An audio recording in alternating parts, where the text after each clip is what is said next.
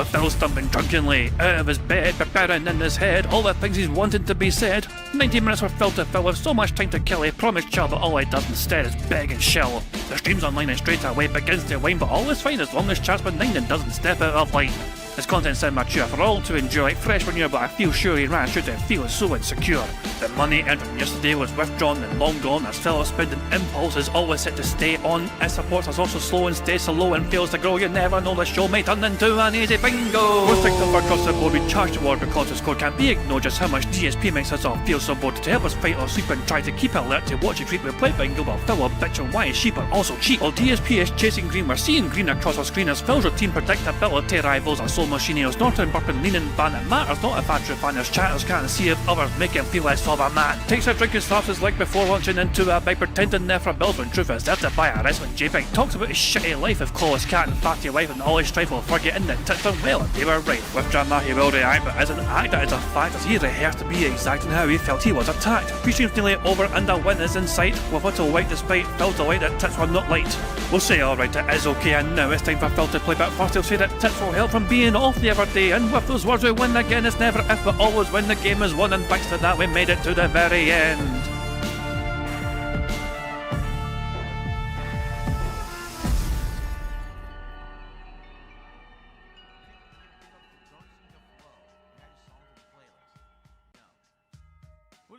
Hey guys, Kindjad here, and welcome back to DSP Bingo for what is today, May the 4th. Monday, May the 4th. Sorry, yeah, Monday, yeah, the 4th of May. Yeah, May the 4th with you. Insert random Star Wars reference here. So yeah, Monday, the 4th of May 2026. I hope you're doing well, you're enjoying May the 4th. You know, May the 4th, with you and all that jazz, fucking lol. And of course tomorrow, you know, fucking, you know, May the 5th, you know, 5th long and prosper, whatever it's called for tomorrow as well. But there we go, hi. So today and tomorrow basically Star Wars days, you know what I mean? So there we go, hope you're doing well, and hope you're enjoying your day so far, and your week so far as well. I know a lot of you will be fucking, yeah, hi son, I can see you in the fucking, yeah, hello, I'm there too, yeah, hi. I know some of you guys were curious to know if Phil got his Steam controller or not, and I can tell you now, the good news is, Phil did get his Steam controller. You know, 10:01 AM, Phil snagged a Steam controller right quick. You know? So, yeah. Somebody questioned him, like, I watched your segment, why did you buy this? And Phil's answer was to play games with and review it. Pretty straightforward. Jesus, man, who the hell made me up with this? Fucking potato head looking fucking meme. What the fuck, man? It won't make you a better gamer, you're stuck on level 1 crap gamer. Jesus Christ. So yeah, the bad news. Sorry, the bad man got his fucking Steam controller, so there you go. Oh, terrible, you know. 1 minute past the hour, you know, it was released and feels, I got it, everyone, I got it. You know, apparently it's not that fucking hard to get, you know. You know, fucking, remember that old ass, you know, Simpsons reference when, like, Homer's still looking to see if that fucking company still got that toy, like the walkie-talkie or whatever it is, you know? And the guy's like, yeah, we got a couple left, and a fucking whole warehouse full of them, you know? It feels that sort of fucking way, you know what I mean? Right, the bad man got his Steam controller.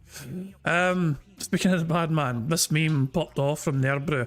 There's a new trend by Gen Z where they keep running through Phil Burnell's house to see how far they can get. 6,500 likes almost on Twitter, you know? This popped off, you know? This is pretty fucking funny, yeah. Phil's, because the whole thing is, I assume you guys will ever know, but the whole thing going on where people try and fucking run through like the Scientology fucking headquarters or whatever, you know what I mean, at the recruitment centre or whatever, you know what I mean, the Scientology challenge. So Nerbrew made it into a DSP meme, and yeah, people kind of enjoyed it. So there we go.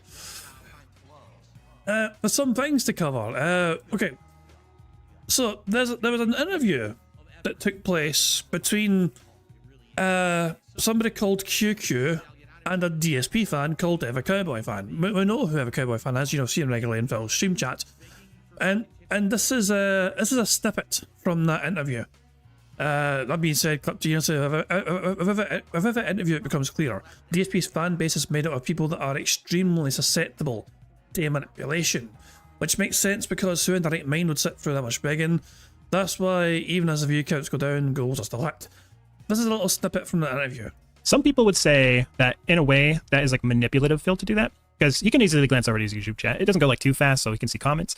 But some people I've seen say that he ignores your message, not specifically you, but that he would ignore messages from people, and then once they super chat him a message, then he'd be like, "Oh, hey," you know, like then he'll answer it. So that's like when people say like he manipulates doing that, because he knows if he ignores you long enough, you might send money to him, right, to get his attention. Well, in my opinion, I don't 100% know that for sure. I cannot see that. Maybe with my mentality, I don't mind. I've already expressed in chat before that I'm autistic, so it's difficult to notice a lot of things social-wise. Mm-hmm. So to kind of like answer more straightforwardly, I don't know if Phil is manipulating people or not. It's hard for me to tell, but I would hope that he's not manipulating people. I would hope so too.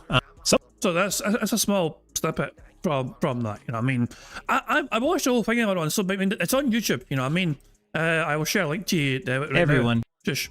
I'll share a link right now to that interview. I did watch this earlier on, and I thought it was interesting. I thought it was fascinating to watch.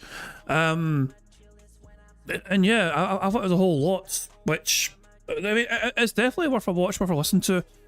If a Cowboy fan, okay, one thing is they confirmed they weren't Derek. You know, so because some people had the theory that if a Cowboy fan was Derek. You know what I mean? And they were willing to fucking do this interview without, you know, with face reveal. And it was QQ's decision to not do that. But they thought it was a bad idea. If they fucking reveal the face in case they, you know, open themselves up to fucking more potential harassment, you know, you know what I mean? So, but yeah, it's an hour-long interview discussion. It took place. These guys talked over 2 days. Yeah, it was an interesting conversation. The guy, as I said in that clip, you know what I mean, he is autistic. He's been following Phil shenanigans on and off since 2015 or so, you know what I mean? So a decade of being a Phil fan on and off. Although he primarily only cares about Phil playing games. I mean, he ignores all the drama shit, you know? He wasn't really there, you know, for much of the side-scroller stuff. He wasn't there much for the WWE Champion stuff. He's aware of some things of it, but at the same time, his main priority, essentially, as a Phil fan, is just because he wants to see Phil play games that he likes, you know? I would highly recommend giving it a watch, you know, sure. Because, I mean, it is somewhat fascinating to also think to us, you know, like why we're always gonna ask ourselves what fucking makes it appeal to some people, and this guy here, like, has been appeal. He doesn't really care about Phil. Like, he knows he's not gonna be Phil's friend, for example. You know, I mean, he's not bought into the whole thing where it's like Phil's my friend or whatever and needs my help or not. But he's more thinking of Phil is one of a kind, and I want to see him play games that I like. This is why he's constantly fucking like trying to get Phil to play Digimon, because Digimon is one of these games that he would like him to fucking play and all that shit, you know. But anyway, I would recommend, if you haven't seen it yet, it's worth a watch, and just kind of see, to kind of see what they're thinking about. And bear in mind as well, after this interview happened, Phil did lash out at every Cowboy fan yesterday when we were playing bingo, you know. Because every Cowboy fan keeps fucking requesting Digimon, and Phil calls me for fucking spamming and all that shit, you know what I mean? So, there is a possibility that Phil will burn that bridge particularly quickly and soon, and every Cowboy fan might say, okay, I might go elsewhere then, since Phil doesn't like me anymore. So, anyway, it's a possibility. So, there we go. Anyway, so, yeah, that was that. Well, yeah. This clip, this is GGNO, a clip here just saying, what a fucking arsehole. I don't understand how people think it's a good idea to give DSP money. 80-second clip. Here it is. And it comes with a comment from the kick chat. Garce, I guess, are you saying that you auto-resub during... Very quiet. Okay. Garce is asking, you get my resub at DSP Gaming Real. I'm going to boost the volume. Let's boost that volume. Yeah, like fucking 400%. Here we go. Garce, I guess, are you saying that you auto-resub during the break? Okay. Yes. Thank you for that. I appreciate that, but why would I call that out now? That was during the break. Wow. Wow. So they gave you money to keep being a sub to you on Kick. But because it happened during your break, you weren't going to bother to call it out. Wow. What an absolute big move. So why would I give you attention because it happened during the break? One more clip here from Phil Soros gameplay. Game journalists can't handle 4 gameplay mechanics. This also popped off a bit in attention. Almost 1,500 likes so far on this one. Here is Phil Burnell struggling with 4 gameplay mechanics playing Soros. Jump! Oh, I couldn't jump. See, so here's the problem. 100%. Here's the problem with this boss. It's the first boss. It's the first time you have to try to time anything. But they've already implemented like several different new elements to the boss fight. The ground is grabbing you, so anytime you go into the grass, you can't really jump or move. Then you got to jump timed over waves of energy while also dodging. You have to do timed absorption. If they're gonna do that, they should slowly ease you in so you can learn each thing. Instead, it's like, here's a boss fight with all of these elements at once. Learn them on the fly. Okay, so let me just go back to the boss and try again. Oh, you can't. You have to play another 30 minutes to get back to the boss. What? Yeah. I think they fucked it up, to be honest with you. Nah. I do believe that you know, they should have done a slower build. It should not have been this at all. Like, this is too much at once. Now, we have to waste another half an hour to get back to that boss. Well, at least we beat the first wave. You saw there's 4 energy bars. So that was the first time we actually beat the first energy bar. So that's cool. But now we get to second wave, or the second phase. Now I gotta waste a half an hour to get back there again. So basically, Phil often complains when he hasn't got all the abilities possible to fucking use in that fucking game. The game gives him all the possibilities and abilities right from the get-go, it feels like, in this situation. And Phil's complaining that there's too many things for him to fucking be able to do, and he isn't capable of fucking learning it fast enough. Like, this is quite literally a skill issue on Phil's part. And he's basically admitting as much here, that it's a skill issue on his fucking part. You know? He's not good enough to fucking handle the mechanics of the game, and the game punished him for fucking lacking the skill. You know? But it's the game's fault, apparently. It's the game's fault, somehow. You know? Oh, hell. Anyway. So, there you go. Phil also did have a new video. So, Phil clipped his... remember Rage Quit Pokemon? You know? There was something particularly suspect about how clown mode that fucking Rage Quit was. And, yeah, Phil did turn it into its own edited style clip. And he's really hopeful doing them. The sad thing for Phil is it's not actually doing well for him so far, numbers wise, you know. He's disappointed that the Faprin is barely over 5,000 views. He was really hoping that would have fucking popped off in popularity. It didn't fucking do that whatsoever, you know. It started to stall massively, just over the 5,000 view mark. And this latest one has got barely 1,000 views in the first 10 hours as well. So he will be very lucky if he gets 5,000 views on the Pokemon thing, never mind fucking 10,000, which is like, Phil looks for 10 to 15,000 views per edited video, you know, to make them financially viable. Because he also spends money on fucking someone to edit for him, you know. And only one video so far has saw him make barely any profit, and that's the Crimson Desert thing, which had 13,000 views. Even that has obviously slowed down tremendously over time. After the first week or so, it was up.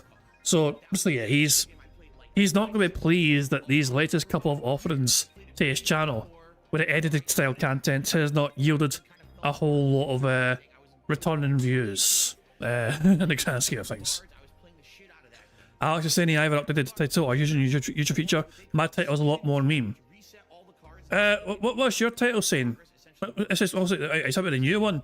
DSP was in his mind playing a children's game. Well, there is. He is using the whole A and B thing, you know what I mean? Where some people fucking see different like thumbnails and titles or whatever, you know what I mean? Depending, and to kind of generate more like views or whatever. So currently if it's the most recent videos, these are the Faprin's 10th anniversary, and DP was in his mind playing a children's game. I'll refresh it. Yeah, it's still that. I refreshed it and it's still those titles, you know? But other people might see something different, so some people might see something different at their end, the titles of these things. But for me, this is a title. So yeah. But yeah, Phil has said already he's experimenting with the whole YouTube thing where it's like offering different thumbnails, for example, and perhaps different titles as well for the same video, just to try and generate like more interest and see which one does better in terms of grabbing attention. But these are not doing very well for him though. He's especially with the Faprin. He said yesterday he was disappointed that the Faprin one didn't get more attention, and it's only got like 5,000 so far. So yeah. Don't know how Phil is going to counter this in the near future, to be honest, you know what I mean? Because the simple truth of the matter is that he needs these to fucking do well for him. And it only takes one, of course. It only takes one to pop off in popularity for him to see it as financially viable. But the longer it goes on, dwindling and not taking off as it should be for him, the more likely is going to fucking wage quit the whole edited content stuff. So there we go. But as I said, I only seen the one title myself for this video, so there we go. The bad man is not awake yet. He is awake though. He must be awake. He was awake to get his Steam controller, for fuck's sake. No sign of mute whatsoever in the stream chat. Alex has shown me a screenshot of what he sees on his end. So here we go. This is Alex's screenshot here, and this games journalist crashes out catching Articuno. You know, that's what Phil sees for the fucking title, which is different from what I saw. You know, to be fair, you know what I mean. So I mean, it's the same thumbnail, but apparently he's experimenting doing different thumbnails as well. But aye, it's just apparently you can do like different titles sometimes, title A, title B, or whatever, and do thumbnail A, thumbnail B as well to show what's what there. So aye. Either way, it's not going to help him whatsoever because most people don't give a shit about his fucking gameplay edited content, you know. I firmly believe that he is going to fucking... So I was talking with Tacos on the member Discord with a on, and my belief is that Phil is going to stop trying to prioritise gameplay fucking edited content and focus more on attempting to manufacture drama, clickbait edited content, you know. So I think he's going to give it another couple of days. And with this latest one, if it doesn't do well for him, I could see him on Thursday or Friday having some sort of special drama stream, either as part of the morning show or even just dedicating a whole stream to it to maybe go after LTG or something. And he's going to fucking use that to get clipped and hope that'll fucking pop off in popularity and fucking do well for him, you know. I can definitely see that happening personally. But who knows? Who fucking knows? But anyway, we have something for us to watch and enjoy while we wait for the bad man to show up to his own shitey fucking stream. With a Snot Below compilation covering his antics. The title of which is called DSP Crashing Out. Nobody believes he exercises, refusing to say that $150 is his goal in all games. This is how to play the game! By the way, it is the fucking goal. It always has been the fucking goal.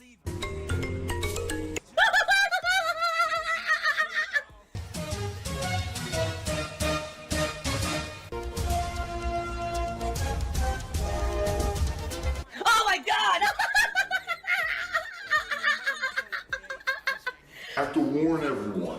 Warning. What you may see right now is going to be absolutely disgusting. Sound good? Sounds good to me. This person is obviously a troll, but I'll read it anyway. Says, what is considered good support to keep a game in rotation? Is it cash-based, viewer count, or a mix? I've already explained this a million times. Do I really have to do it again? There's 3 factors.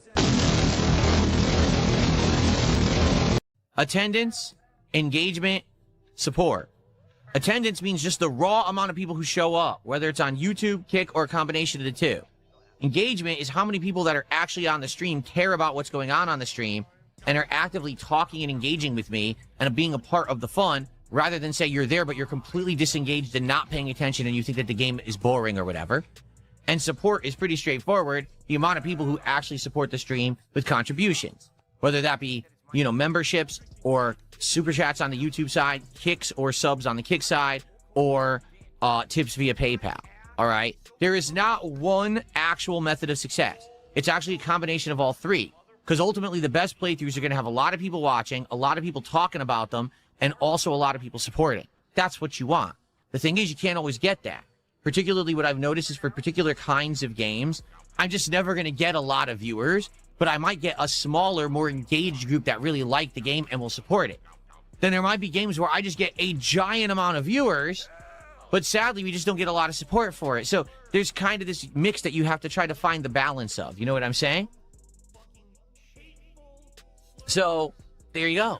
And, you know, there is no 100% measure. It's subjective, and it changes from game to game and situation to situation. What I am happy for is that, notably this year so far, all right, even though I might have a few streams that are doing really well, if I have a slower stream, it doesn't matter because I'm doing other streams that are doing really well. So if you like the podcast and you support right now, it won't matter if the rest of the stream with Pokemon doesn't do so well, or vice versa. If this overall stream does really well, it doesn't really matter then if later tonight the Sorrow stream doesn't do so well. Does that make sense? I hope so. Okay.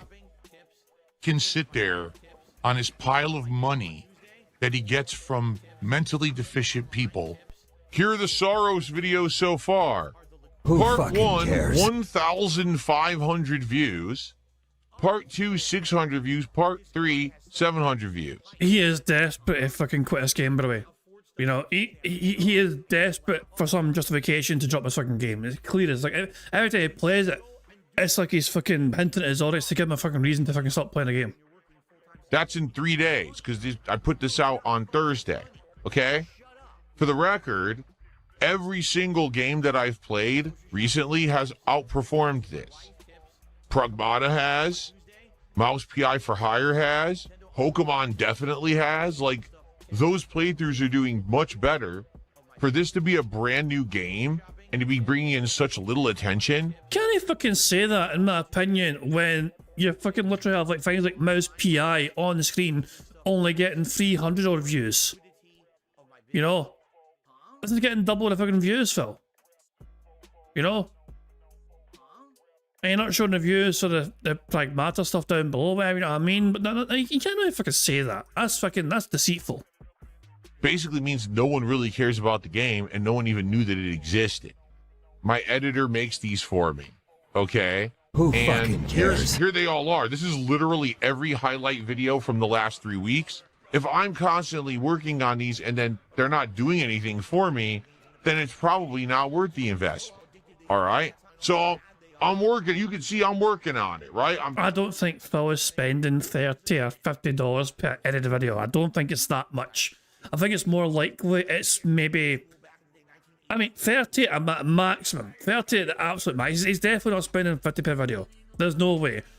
There's no fucking way Phil is spending $50 per edited video. That would just be fucking stupidity at the highest degree. You know? But it's probably 20, max 30. I'm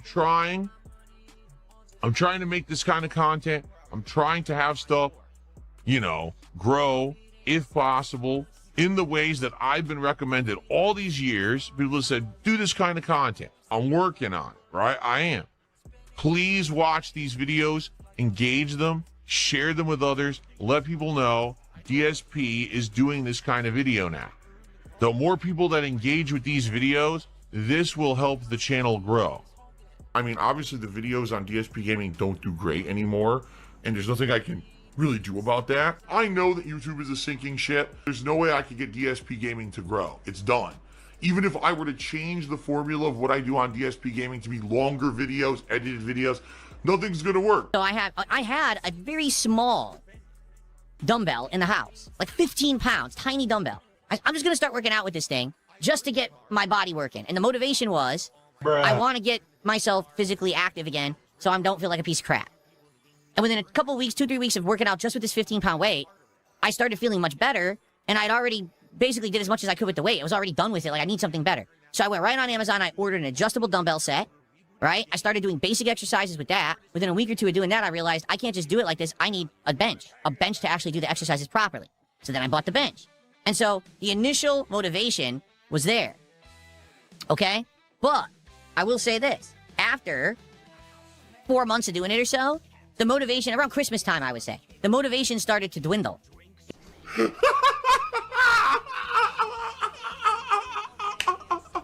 Here's an idiot who's getting banned right now. Banned, banned, banned, banned, banned. Gone forever. Oh, apparently Phil's, sorry, microphone's on at 11:25, so hold on. So 11:25 Phil's time. Phil has his microphone on. Welcome to the Blah, blah, blah, blah. We'll put him on pause here. We'll put the bad man on pause here. Make sure it's on 1.5 speed as well. And then we'll build up some more speed up juice. Here we go. Although the microphone going on that late today, it feels like Phil is I mean, it's a bit late to fucking just have a mic check. And usually it's like 10 minutes between him going on a microphone and him going live, you know? So I guess Phil's starting a bit later than usual today. There's no fucking problem. We still got plenty of time to, you know, watch the rest of his compilation. The reason that people don't want to believe that I'm doing all this and all they want to say is he's on Ozempic or drugs is because they're pathetic sacks of shit who could never do it for themselves. That's why. They don't want to believe that someone like me has discipline when I do. They don't want to believe that I've done something good for myself when I did, because that means that they're miserable sacks of failure. Because they can't do this kind of stuff for themselves because they have no discipline. They just sit on the internet making fun of people all day. So when you get an idiot like that, he's going to send me a super chat and say, oh, you're on Ozempic. You're just a jealous wretch. I'm sorry that you can't be me. You won't ever be, because you sit on the internet being jealous of people instead of doing positive things for yourself. The truth is you could do positive things for yourself, but you just don't have the mental capacity to do it. You need to have discipline. You have to have the right kind of motivation. You need to have emotions in check. You need to do the right things. You're not there yet. You're immature. Maybe one day you'll mature up. You'll be able to do good things for yourself. But sitting on the internet sending insulting super chats just ain't the way, bro. Oh my God, he's drinking Hulk Hogan's piss.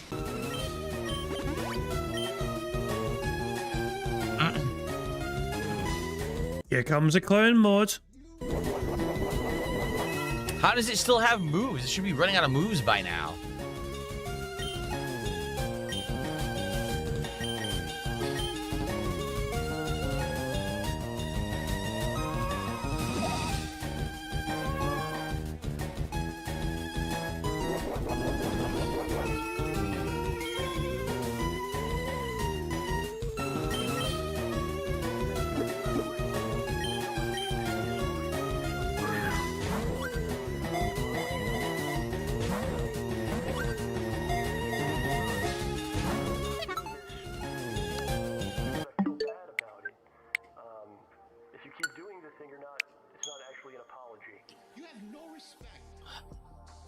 Boo!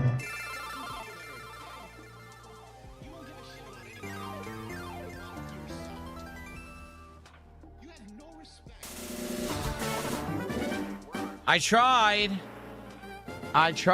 everybody. No, you didn't even fucking try hard, did you? I don't know what else to say. I did it right, did I not? I lowered No. it all the way down to its health. I put it to sleep. I used the Ultra Ball. And all that happened is I got my nuts ultra crushed. You don't fuck with me. I know how to play this game. Gameplay tonight, then I'll keep playing Sorrows. But if people don't like it tonight, then I'm just done with it. We'll have to see how tonight's late stream goes. I legit don't know how it's gonna go. Phil was given over $200 for both streams, so Phil had over $400 combined yesterday. So Soros gets 11 hour a day, much to Phil's chagrin.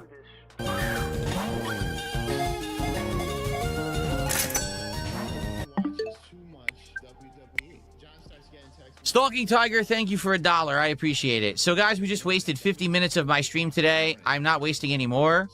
I'd prefer to play the game and continue on now, so forget Articuno. It can kiss my hairy booty. I am not catching it. I don't care. Oh my God, he's drinking gin. Yes. Well, guys, if you've enjoyed today's Pokemon stream, if you could support it, I would really appreciate you if you did. Thanks to those who already have. I would really appreciate you if you support me, which implies that Phil doesn't appreciate you if you don't support him. You know, if you don't give him money, he's not going to appreciate you. That's how I interpret such language. Am I out of line for interpreting that language as being deceitful in that sort of manner? Where the OFL is going to appreciate your fucking support, essentially, you being there, as if you give them money. And they won't appreciate it if you don't give them money.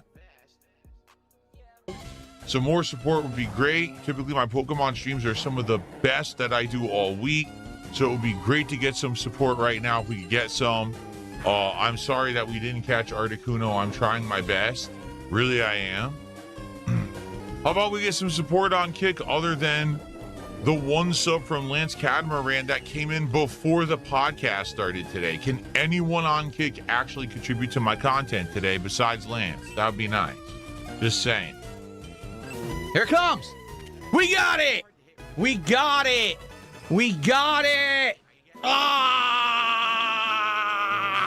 Ah! Ah! Ah! Ah! We got it. Oh, yeah, we got it. We got it. Ah! We got it. Thank God. Articuno has been caught. Now, what are we calling this thing? Oh no, not him again. Snowbreak? Okay, Snowbreak. But now these people have no shame.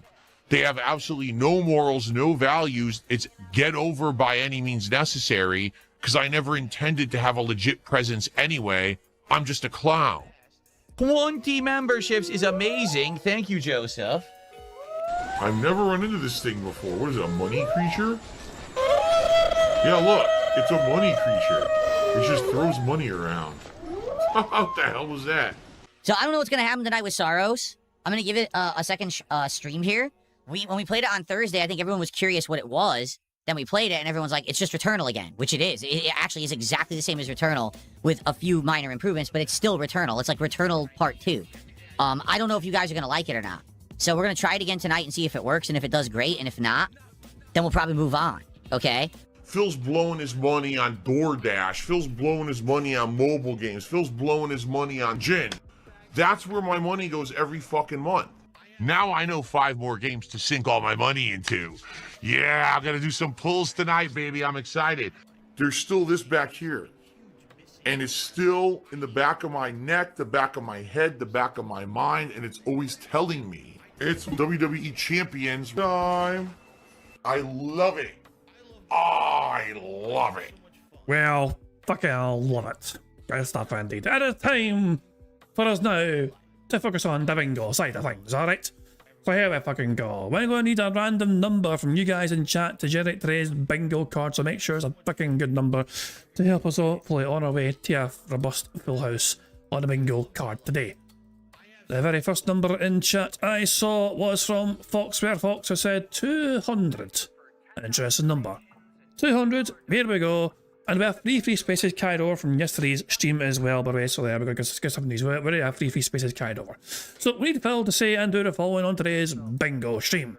We need Phil to say interactive, new games, meaningful, his voice cracking, and Tim saying interesting. The second row is Phil saying DSP tried it, which he's planned to today. Him saying sound good, day off, okay, and job. The third row is Phil chewing some water, him saying time, him flexing the no arms, him saying right now, and admittedly. The fourth row is Phil saying variety, would argue, idiot, and discussing drama in some manner, and Tim saying goal. The fifth and final row is Phil saying in fact, shocked, necessarily, reality, and finally, you see? That's the bingo card we have for today's stream. Now, of course, there's a variety of ways we can get free spaces to help us away to a full house bingo card. For example, for every 10 snorts or burps that Phil commits, we get a free space. For every 3 minutes and 20 seconds of Phil begs, we also get a free space. If Jay showed up to Phil stream and Phil says hi to Jay, not only do we get a free space for that, but to celebrate that free space we get to enjoy this animation. Squeak squeak a free space. If Satan shows up to Phil's stream and Phil says hi to his good buddy Satan, not only do we get a free space for that, but to celebrate that free space we get to enjoy this animation. What's up, Satan? Good to see ya. Well, there's some ways we can get free spaces with Phil Satan doing things, but you guys are also in charge of some ways we can get free spaces too. For example, for every 5 new or renewed members we have to bingo streams, we get a free space. For every 5 super chats of any level, we get a free space. For every £5 in tips, we also get a free space. And yes, there is a possibility a nuke could happen as well. And if that happens, we'll do a poll in chat to determine whether we count it as a nuke for the bingo or just count it as 5 free spaces instead. And the best way, in my opinion, to get free spaces on the bingo card is just to like the damn stream. 25 likes is 1 free space, 50 likes is 2 more, 75 likes is 3 more free spaces, and 100 likes on the bingo will be an additional 4 free spaces on top of all of that. And we have 1 free space courtesy of you guys liking the stream today. 25 likes plus has been hit. We have 30 likes actually, so there we go. So a free space for that, and to celebrate that free space, I say let them motherfucking trumpets play.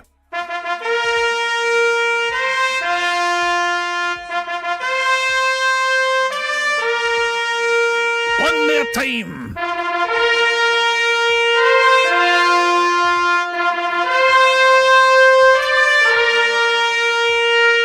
Take that, you bald dick.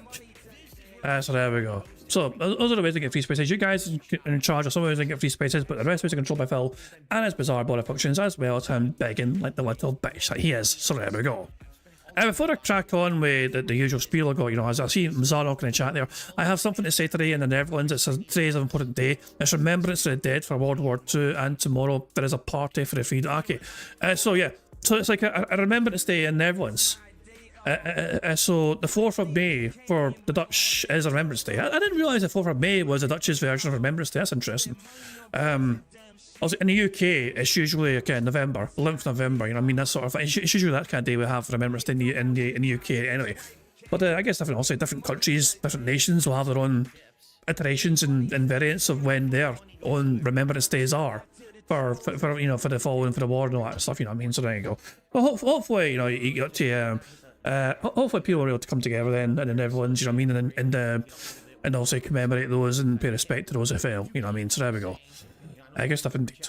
So yeah, and as I was saying anyway, so, you know, so we can get free spaces for you guys doing things and Phil doing things as well, all that stuff, all that good stuff. So yeah, there's some more things to explain of course, but I'm going to an AI marble film and I'll explain it all for us right now. Take it away. Hello, AI Phil here in the digital flesh for Bingo Baddies Marbles game by entering the ! marbles in chat or scroll down the description in the video to get the link to enter. At the end of each month, a first, second, and third prize winner will win a cash prize. Now, if we get a full house on the bingo card, marbles will run to determine a winner for that day and will win a prize on the wheel, which could be used for future games. It's just that easy. There you go. Make sure you have your own comment locked in and secure. Get your own marble fucking locked in there. And if you get a full house today, it could be your marble winning one of these prizes. To celebrate the full house, we're going to get a full house ticket, or an intro shout out, or a Scottish soundboard pass. But you've got to win it, as the old saying goes, to win one of these prizes. Current prize winners include Baron with a full house ticket, Toxics with a full house ticket, Ronan with a Scottish soundboard pass, Dreamlands with a full house ticket, Mammon's got a full house ticket, and Bacon Pancake has a Scottish soundboard pass as well. Quite a few people currently have prizes right now, and they can use them to their full extent if they so choose to do so. But yeah, but the Baron, no, the Baron, if they show up today, if they don't use their full house ticket today, then they lose their tickets essentially, and because they expire today, you know, for them anyway. So there you go. So there we go. You could win those prizes, but make sure you have your own comment locked in and secured, so your marble could well be winning one of those prizes, you know, in the near future. I think I've covered all the bases. There's only one thing really for me left to do before we start playing bingo, and that's for me to press the Scottish soundboard button to send us into battle once more. You're fucking stupid and deserve to die. Yeah, I know, I do. On that aggressively mucky note, it is time for us to start playing some fucking bingo. We start off with 4 free spaces straight away, so a strong start in that regard straight away. Also, by the way, hardcore mode. If we win this first bingo game before noon, I'm going to use Steve the Dead's suggestion. Steve suggested that if we win the first bingo card before noon, then that can unlock hardcore mode. If it's after noon, then hardcore mode doesn't get enabled. So I'm all for that, you know. I'm all for that, you know. So yeah. Oh shit, Pika fans asking who won the first, second and third places in the marble race on the last day of April. Shit, hold on, I pressed the wrong thing. Well, Fear Monarch was a runner-up, as well as Mammon. Q-Limp won it. Q-Limp was first, and the runners-up were Mammon and Fear Monarch. So yeah, those three individuals were the top three. Keeler has won 2 of the last 3 fucking monthly ones. They're just, you know, dialed in like crazy, you know. I haven't made a community post yet about that, you know what I mean? I forgot to make a community post about that, so that's my bad. But those are the 3 winners anyway, so there we go. But anyway, it's time for us to start playing bingo, as I said. We're going to start off with microphone only, and then Phil gets his camera on just after the 1:30, and all that jazz as well. So if we don't get a full house before noon, hardcore mode will not be active. Here we go.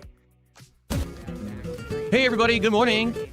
The Baron, can I force hard mode with my ticket? You could, if you wanted to. If you genuinely wanted to, you could. You have a full house ticket, and it would do that. Or you can wait until afternoon if you want, and then use it then. The Baron's fucking... Alright, the Baron is just saying, fuck it, you know, they want to invoke their full house ticket now. Holy shit. So, I mean, are you sure? You could just wait until afternoon, you know? And if it's... You know what I'm saying?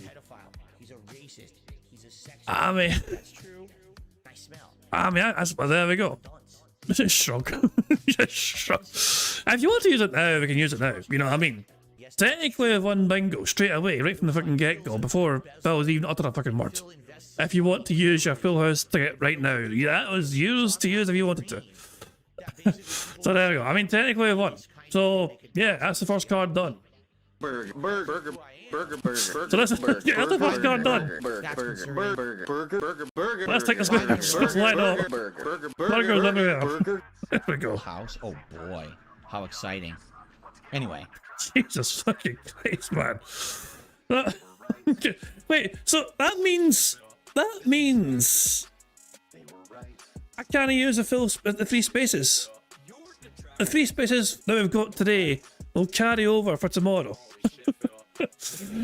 We're still playing bingo, guys. We're still doing bingo, okay? But it just means that hardcore mode has been unlocked immediately, thanks to the Baron doing what they're doing. You know, so it also guarantees marbles. We're definitely doing marbles as well. So yeah, technically I won because the Baron cashed in a full house ticket. You know, so yeah, and that's that. You know, so yeah. But I saw. But okay, well, hold on. If we're going to do this, let's do it right. Okay, let's have a marble stream right now to determine the marble full house winner for this first card. Since technically we've had a full house straight away, then let's have a mob race. Here we go. So we need to determine a full house winner for that first marble race. So let's pick a random map. Let's fucking go for it. Jesus Christ, man. Right, the first... Scroll up, you bastard. Scroll up. Scroll up. Scroll. I need a new mouse, like, you know, scroll. Yeah. Racing Peak Topography is the name of this course, made by Vic Killian. 22% elimination rate and has an average finish time of just under 3 minutes long. So... And yes, Baron, it would be funny if you won this marble race and your prize was another full house card. A full house ticket. It would be very funny. It would be hilarious. Yes. Oh, goodness me. Anyway, as I said, the bingo is still happening regardless. It just means we've got a hardcore mode unlocked straight away. This is the course we have for this course. This is a beautiful looking course, I must say. This is a lovely looking course. You know? Oh, look at this shit, yeah. So you go through here, the snow slows you down, you go down there, down here. And this is a really nice looking course. And then you go through there. A little spiral, you drop down there, you go through a portal, and I guess a portal spits you out maybe up here. To go through here. Yep, then go through here, and then over here, and all that jazz over there. I assume there's another portal over here in some capacity. Yes, there is, and that portal shall spit you out somewhere here. And that's the finish. The finish is right here, actually, for that portal over there. Okay, cool. Interesting. That's a lovely looking course. Right.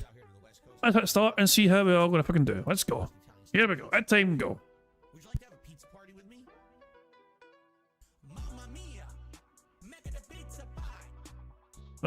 Fear Monarch, I think, has dropped off the course. And yeah, Fear Monarch's gone. They're not... Unless Jade wins, Fear Monarch is not winning.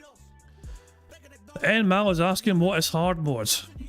Okay, well, hardcore mode for marbles is that no free spaces are allowed.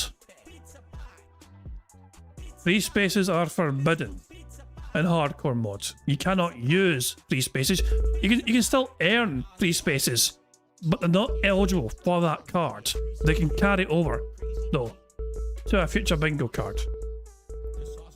And because the full house ticket was used, we have 4 free spaces already, which carry over to tomorrow's bingo stream. Those 4 free spaces we didn't get to use today because the full house ticket was used. So yeah.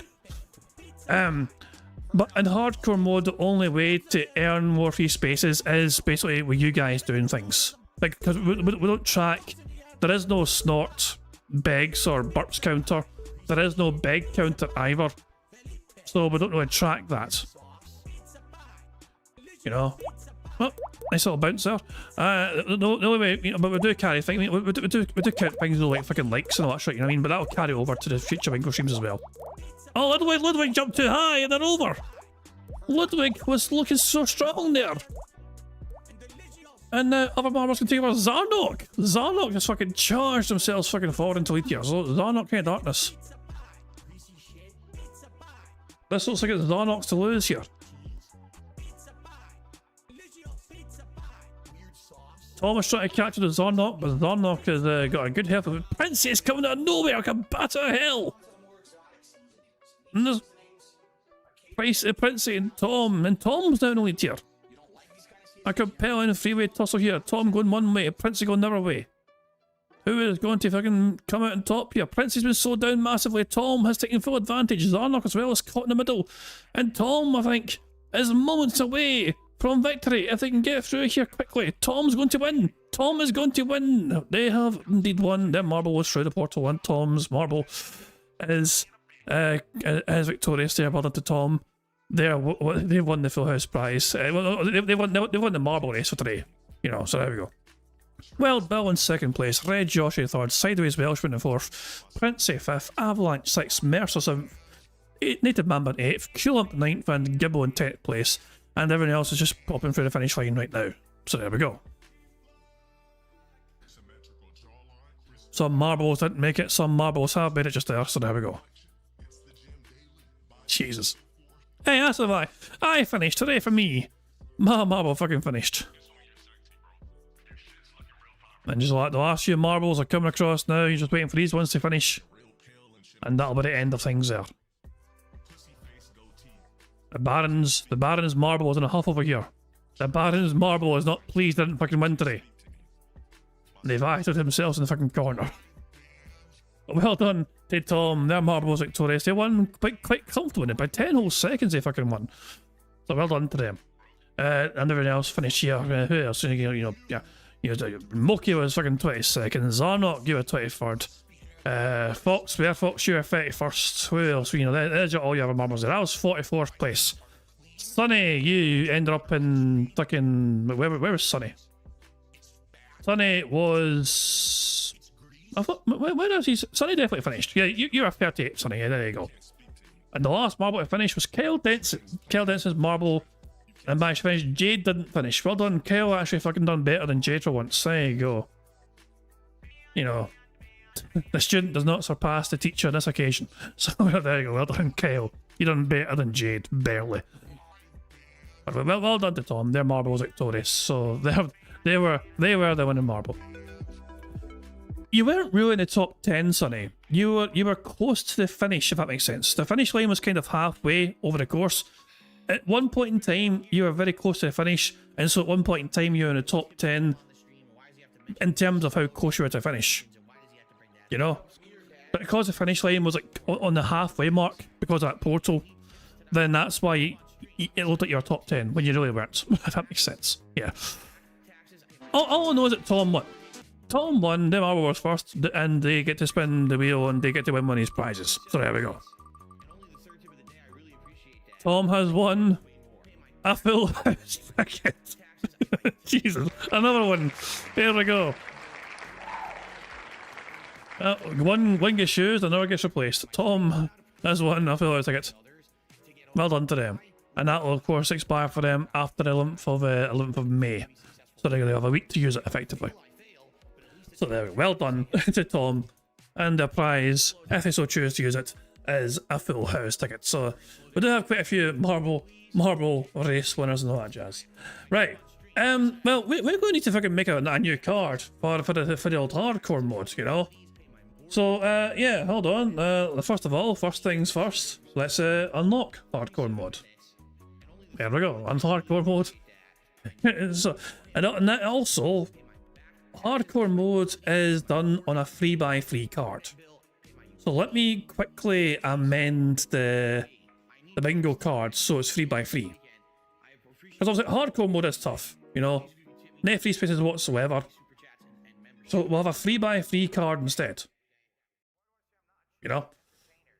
And even then, there's no sound effects yet. I need to think about sound effects. Well, we'll see.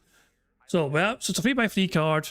I need to amend the file, and I also need to do this. I need to amend the sound as well. Because it's not 5 in a row anymore, it's going to be 3 in a row. So I need to do that as well. Good stuff indeed. And then, if I launch the bingo card again, there we go, we got a 3x3. So good stuff indeed. So let's just randomise the bingo background as well. The first number in the chat I saw was 2247 from Marco Shaughnessy. You know, so we're going to use that number, 2247. And we need Phil to say and do the following for a second bingo card. We need Phil to say life, him having dead air, him saying something in style, him using hateful slurs, him flexing the diddle arms, him discussing the weather in some capacity, him saying dude, him clearing his throat, and finally, him giving the turbo nose where he goes, no, no, no, no, no. Now, even though it's an easier card, it's a smaller card, remember, no free spaces count for this card.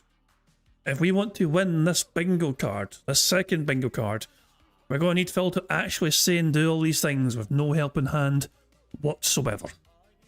So therein lies a challenge for hardcore mods. So, on that note, let's press the random Scottish soundboard button for a second time to send us into battle once fucking more. I mean, it's terrible. All this hands are all over the place. You're like a sweaty octopus trying to unhook a bra. Of course, free spaces will carry over tomorrow. So if you guys like to stream 50 times, for example, 50 likes wouldn't help on this card, but I would count 2 more free spaces for tomorrow's bingo card. Okay, so they will still count in some capacity, just not for this card. Just to be clarified. Anyway, it's time for us to play bingo. So let's see if we can get a second full house. Here if I can go. Welcome to the stream. I am just finishing setup because we've got a lot of stuff going on today. We got the launch of the Steam controller, which I did get, and we'll talk about that. We've got a lawsuit that has finally reached a settlement with Sony, meaning many people are going to get a payout. And I wanted to talk about that because I just learned about it this morning and I got all the details. You're probably getting money back if you bought anything on PlayStation Network within a few years there. And, of course, today is May the 4th. So we're going to talk about all this fun stuff on today's DSP Morning Show.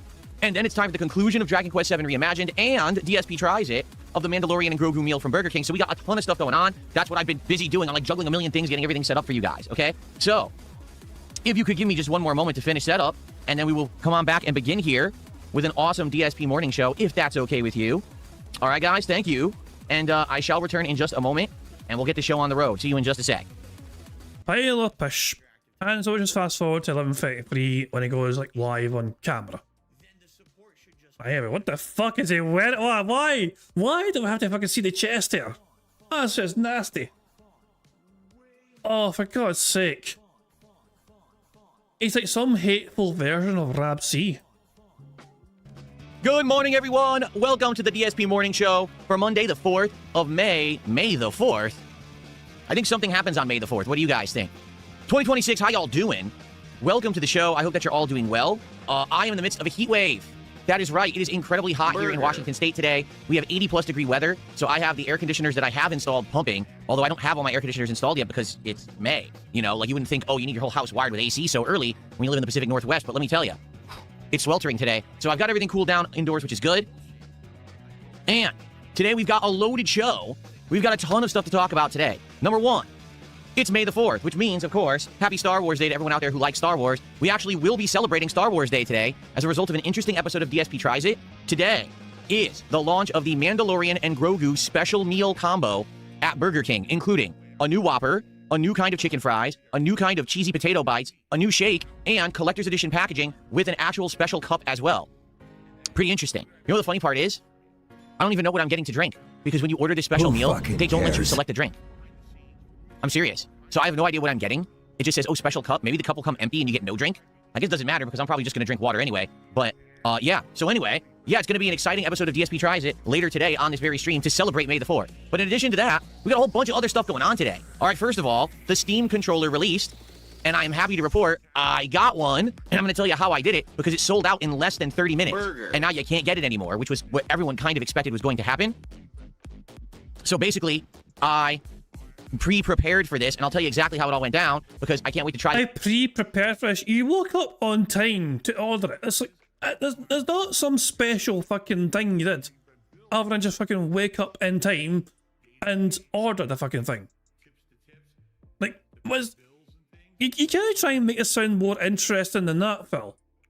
Like, I took some special fucking precautions by waking up in a timely manner and clicking add to cart when it was ready to add to cart.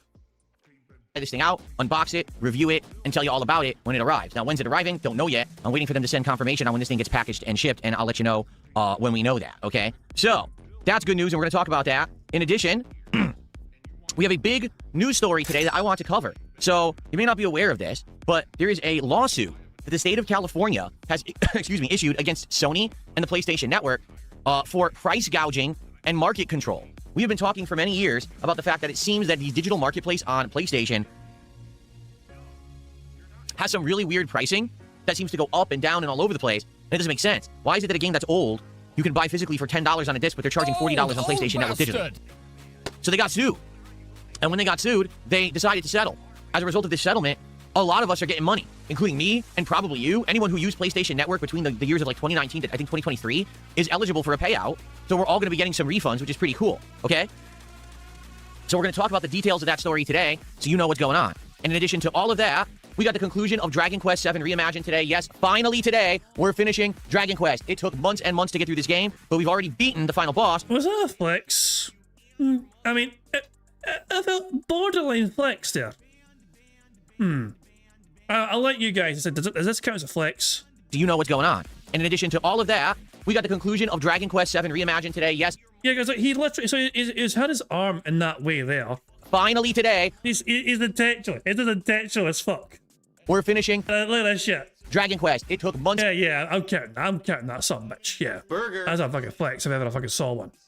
And months to get through this game, but we've already beaten the final boss. Now we just have to go through the ending of the game, which apparently is its own segment that could take hours because you do all this epilogue content in all of the different towns around the world, and then post-game opens up. So this is going to be interesting, and I hope that you guys will stick around for not only a fun morning show, but also for some cool Dragon Quest gameplay and DSP Tries It, all right? Cool. Nope. So how's everyone doing this morning? Let's see what's going on. Good morning to everyone. Over on the YouTube side, who do we got this morning? We got Stuart, Stanley, Skyjogger, Grandmaster Scrub, Rose Diamonds, Jaren, Music Dweller, Lyra Vale, Another Head of the Hydra, Broden, Dark Lady Goth, Princess Luna, Don Toothpick Tom, Brian, P. Manning, Jaden, and more. On the kick side of stuff, we've got Spoons, Mario Handcart, Can Rattler, interesting name, Jasper Kitty, Pattern Player, Bernal Castro, Aloof Liberty, who else do we got? Eddie Chill, Pepper Spray Someone for Christmas, that's an interesting name, Rowdy Rodney, and more. And I want to say shout out to Cheat Commando, who gifted a sub. That is our first contribution of the day. So let's get Cheat Commando up on the leaderboard here for the first gifted sub of the day. Thank you so much for supporting the stream. I appreciate that very, very much. Thank you. Cool. All right. Level 20 Murloc, how are you? I see more people. Benny is here. What's going on? House on a Hill, what's up? And more and more and more. More people joining. More people joining. Excellent, excellent. All right. Before we get to anything, I just want to point out that last night I put out a new highlight clip. Now, it wasn't expected, and it was a gameplay highlight, okay? So far on DSP Gaming in the last... What do you mean it wasn't expected? You're in charge of what you tell your editor for the fucking clip. How can you fucking say it wasn't expected? You tell them what they clip.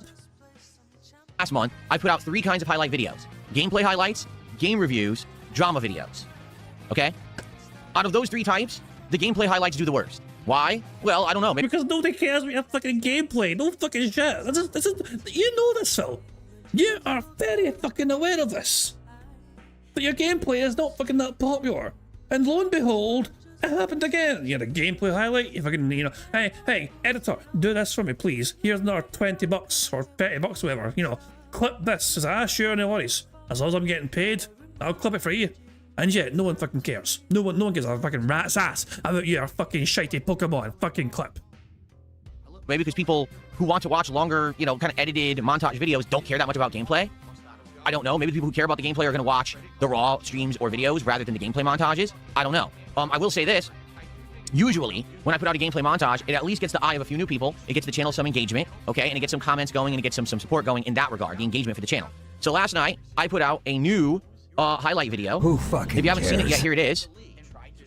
I accidentally clicked on it. Didn't mean to. I wanted to just bring it up here. So here it is. Has a couple different names. I basically am doing a lot of the A/B testing on YouTube right now where I name things differently to see what catches on and what's more appealing to the audience. So as you can see, DSP loses his mind playing a children's game. This is a result of me yesterday playing Pokemon Fire Red and basically having an insane time trying to catch Articuno. All right? It was ridiculous. We spent almost 2 hours trying to catch Articuno on the stream. All right? Now, to give you some comparison, here's the raw videos of gameplay, right? 2 straight hours, 400 views and 400 views. Already, within not even 12 hours, the highlights montage has over 1,000 views. So the highlights work. But again, as I told you guys, I'm putting a lot of money and effort into these. They cost way more to make than... Phil, what effort are you putting in? I'm genuinely curious, Phil. Yes, are you spending money on an editor? Yes. You're putting money into it? Yes, I agreed. We're going to agree on that. What effort, though, on your part are you putting into it, which is extra? Are you talking about fucking adding a title? And getting thumbnails for it, which someone else is making for you? What additional effort on your part, Phil, are you going through? The fact you have to fucking manually upload it or something like this. You're paying someone else to fucking make the content for you, and then and that's it. You know. And lo and behold, who would have guessed that edited content is more digestible on Phil's channel? Wow, who saw that one fucking coming? Oh wait, we all fucking did. Than they make me, right? So this is a good video. I like the video a ton. I really enjoy it. You know, watching it and the fact that it exists is awesome. But overall, I do need people to watch them, engage with them. I love how this, I mean, has Phil watched his Saros gameplay? No, there's no red bar under the video. Has he watched any? Daily Crap? Nah, Phil's not watching Daily Crap, you know. He's watched this, apparently. This edited video, he's watched this, you know, the wee red bars under the fucking screen there, you know. But he doesn't bother watching any of his other shite. Share them and let other people know that I'm making this kind of content so that it'll be worth the investment. So if you haven't seen it yet, it would be nice if you could watch it. It's about 15 minutes long. It's actually pretty funny, especially with some of the editing that was thrown in there. I hope that you'll give it a look. And I would like to do more videos like this in the future. I just don't want to do a ton of them a week. I'm thinking maybe one gameplay montage a week. If there's a new release or something that's worth covering, maybe then do a gameplay montage like this. Particularly this week, there probably wasn't going to be anything else gameplay-wise that was going to be highlightable anyway. But I hope that you will give it a look and let everyone know that I'm doing it. And the engagement is critical. Like, to get people to view it and like it and put comments on it would help me a ton. So if you haven't seen it yet, please give it a look, all right? Will there be any more of these this week? Maybe. Maybe not. Let's see how the week goes, and we'll go from there, okay? Cool.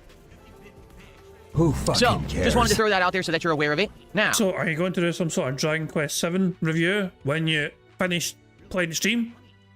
And have that as a special edited video? Have it Pragmata.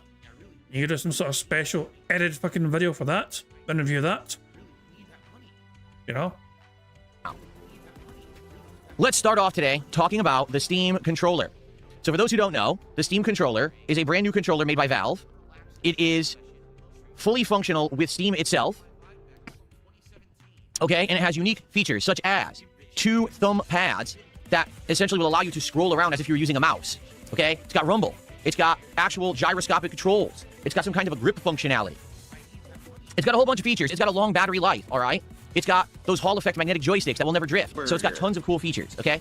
This controller was supposed to go on sale much earlier this year, but it kept getting delayed because of all the hardware issues and the pricing issues, notably RAM and stuff like that. It was supposed to come out in tandem with the new Steam machine, but the Steam machine is still delayed, and we don't know when it's coming out, or the specs of it, or the cost, or anything of it yet, okay? So because of that, they just... I did hear the Steam machine is meant to cost like 600 odd. I've seen a price estimate of like 650. You know, $650 for the Steam machine is what I saw touted online, but I don't think that's been confirmed yet. Decided, let's just release Steam controller. It's ready to go. So here it is. And in regards to the Steam controller, it went live for sale this morning. It was supposed to go on sale at 10 a.m. Pacific time, only available through this very page. Like, you couldn't get it through anywhere else but through this actual page on Steam. Okay? So, here's what I did, because I knew I wanted it. I wanted to get it to review. So here's what I did. I went to the page and ordered it. Great story, Phil. Story of the year. Can't wait for that edited clip. Use on streams for everything, right? I want to give you guys a full-fledged coverage of this controller coming out. Last night, I pre-funded the controller in Steam. I already bought Steam credits and put it into my wallet. For those who don't know, you can do this on pretty much any digital marketplace, PlayStation, you know, the Nintendo store, etc. You just buy the credit early. So that way, if you're going to make a purchase, it's already in there and you can just quickly check out without any issue, okay? So knowing that I was going to be not only getting Steam Check out the big brain in this controller, but I was going to buy tons of other games and things on Steam, etc. I pre-funded the wallet last night, okay?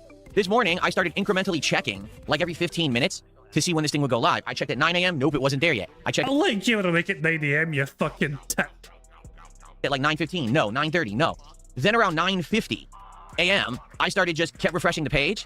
The page actually went live at 9:55. This is cringe as fuck, by the way. Like, he was sitting there refreshing like crazy.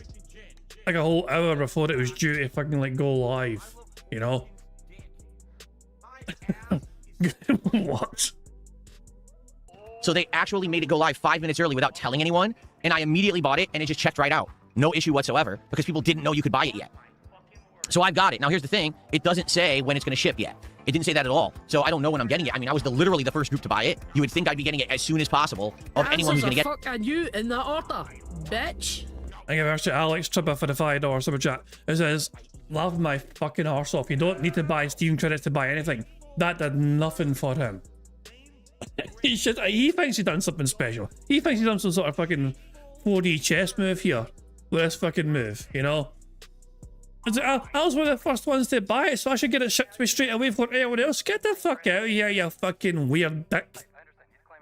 You're not special in that regard. It'll get confirmed and you know all that shit when it just you'll just wait like everyone else. I mean, this is practically this is Phil's version of fucking, you know, sleeping overnight in a fucking Walmart to try and be first in line to get a Pokemon card. You know, I'm getting that sort of vibe with this sort of story right here. I'm just saying. Get this thing. And so if it shows up this week, which it could, all right, it might actually show up this week, then I'll cover it this week. I'll do a live unboxing. We'll sync it. We'll test it with Steam. Maybe we'll play various different games on Steam with it, and I can tell you how the controls work with those thumb pads and things like that. Cares? Okay? But we don't know when it's actually coming yet. All right. So it was $100 plus tax, of course. They didn't charge shipping. I guess it's free shipping. I don't know why. Like, they didn't even, that wasn't even a thing to say, oh, shipping is this or this. It's just one cost shipping and flat rate, and you get it free. As long as you buy it and you pay tax, you're done. So I guess we will see what happens. When I know, you'll know. I'll tell you, hey, it's coming. And if you're interested in the Steam controller, I'll cover it for you this week. But why watch your coverage of it when we can see other people cover a Steam controller as well, who already have it, and their coverage of it is available already for people to enjoy. Hell, you've already watched a video from someone else covering a Steam controller and reviewing a Steam controller and talking about the features of a Steam controller. You know?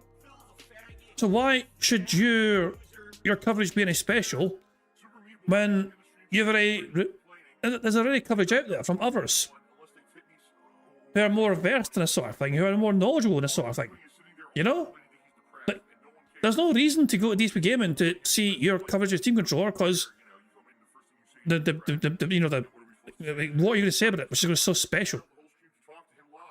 I would think they're going to restock it pretty quickly. Like, I don't think that this is going to be something that's going to be out of stock for ages. It's just a controller. This is not a console, right? So I definitely see if you wanted it and you were trying to get it, you couldn't get it, you're probably going to be able to get it within a week or two, I would think. But, yeah, my planning actually paid off, and I was able to snag a Steam controller this morning before really officially it was even supposed to be for sale, which was cool. And, I'll let you know when I have details, all right? That's excellent news. Good stuff. Okay.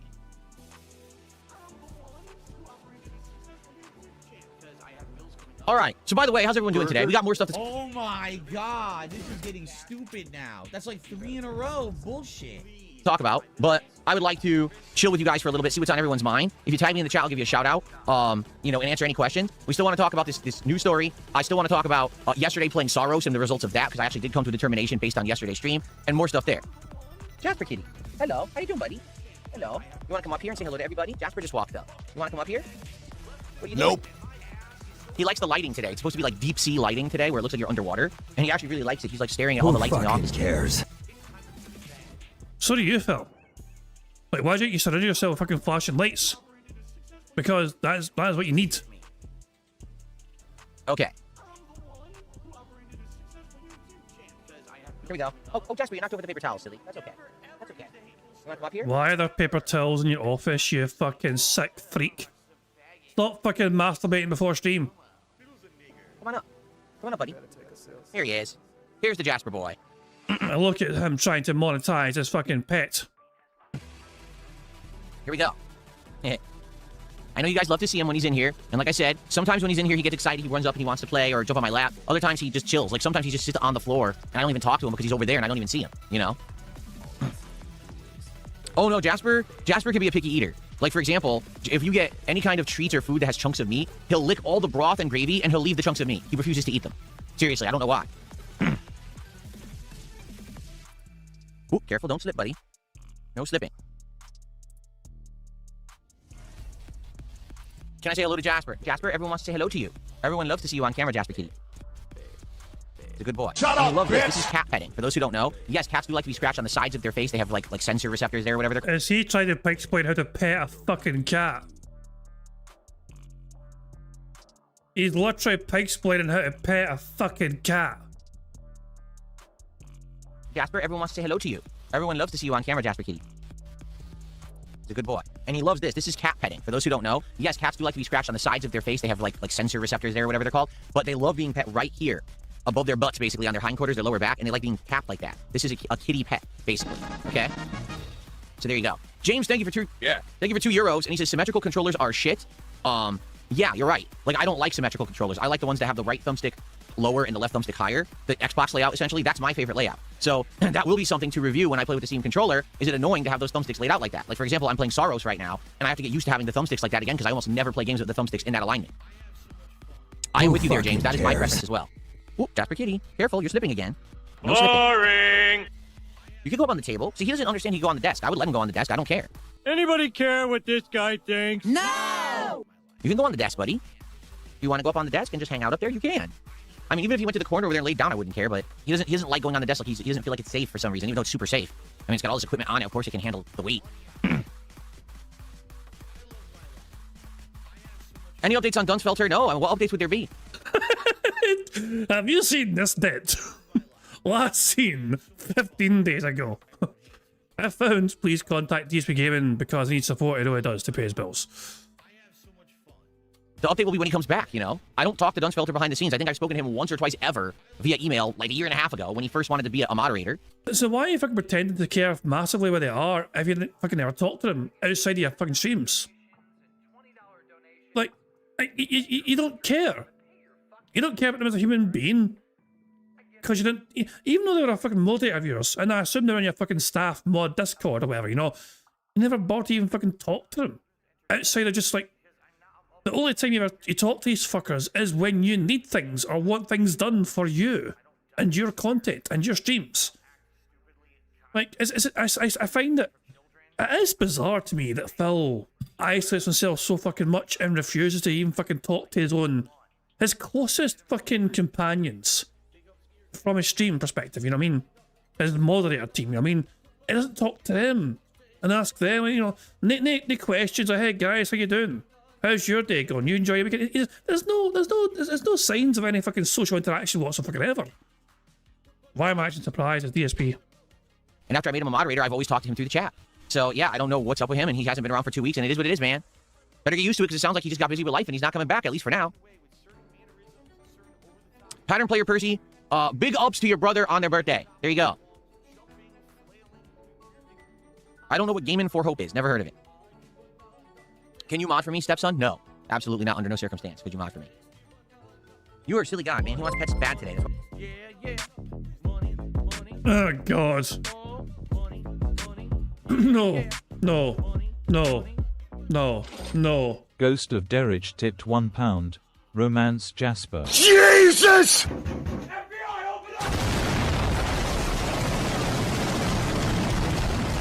Leave that fucking screwed. Leave that pussy alone, Derek. But thanks for the tip. And thank you very much to Alex for the $5 super chat. It says that's an erogenous zone and that really shouldn't be done. Phil is Just because the cat likes it doesn't mean you should be doing it, Phil. Just fucking saying, leave. I mean, maybe Phil's just trying to at least satisfy one pussy in that fucking house, you know? Since cat clearly ain't fucking getting any. Who fucking knows? Yeah, that is, but whatever. You know. What I'll say, I mean, you know, I've never owned a cat myself, although I had a family cat, you know. I mean, maybe, you know, my mum has a cat, you know what I mean? And that's a family cat, you know. And yeah, I mean, for me, it's like, I'll say, it's like scratching their cheeks, you know what I mean? Like rubbing their cheeks, they enjoy that a lot. Also the chin rubs, you know? Like taking the tips of your finger and rubbing their chin, you know what I mean? And giving them a good chin rub away under the chin is fantastic, you know? My cat anyway loves that as well, you know? I mean, I say I don't have a cat. I mean, I see it as my cat. It's a family cat, you know? But yeah, the chin rubs, you know what I mean, are fucking, yeah, and they fucking love the chin rubs, you know, for sure. Just take the tips of your finger and just, you know, just tickle their chins practically. They fucking love that shit, you know. But there we go. Phil doesn't deserve pets, you know. He does not deserve a pet. The only reason he fucking endures and has a pet, Jasper earned him $2,000 in one go before. So they earned their fucking keep. And I'll say, that fucking has long since expired. And so Phil fucking dragged out that poor creature now and again on the streams to try and fucking cash in on them. So hey guys, here's Jasper. Oh, he meow for you. Well, did you hear him meow? Give him money and make meow. No, absolutely not. Under no circumstance could you mod for me. You are a silly guy, man. He wants pets bad today. That's why he's on, you know, on my lap here the whole time. He wants attention today. Why are you in such a big attention-seeking mood? Why are you seeking attention? Huh? Because pets crave it from the... You don't deserve him. Honestly, fuck, Phil. Heaven fucking forbid that, you know, you should be the one that gets all the fucking attention, as it's always been in your entire miserable fucking life. The cat's like, hey, give me some attention. It's like, Jasper, I'm busy trying to make money. Okay. He's gonna shove him off in a second, watch it. Yes, he's very needy. He wants his pet. Okay. Remind you of anyone? Who else do we know that's fucking needy? What? What are you staring at me for? He's staring at me. He's like, why'd you stop petting me? So he's like, why did you stop? Well, because I have a show to do. I have to focus on the audience and talk to them. I can't just be petting you all day, Jasper. Okay, he jumped back down. What's up, Figs? How you doing, man? All right, how about this? Let's talk about the other gaming news story I have. Let's talk about Sorrows. And once we get through those things, okay, then we can just chill and do some Q&A and stuff like that. Who fucking cares? Okay, so let's scoot back over here. We got an interesting news story, guys. You ready? Now, please don't mind the ads. This website, even though it is a legit gaming website, they completely inundate their site with a million ads, and it's almost unbearable to the point where it's a joke because you want to read an article and you just can't even see the freaking article because the pop-ups are so bad. Okay? But hold on.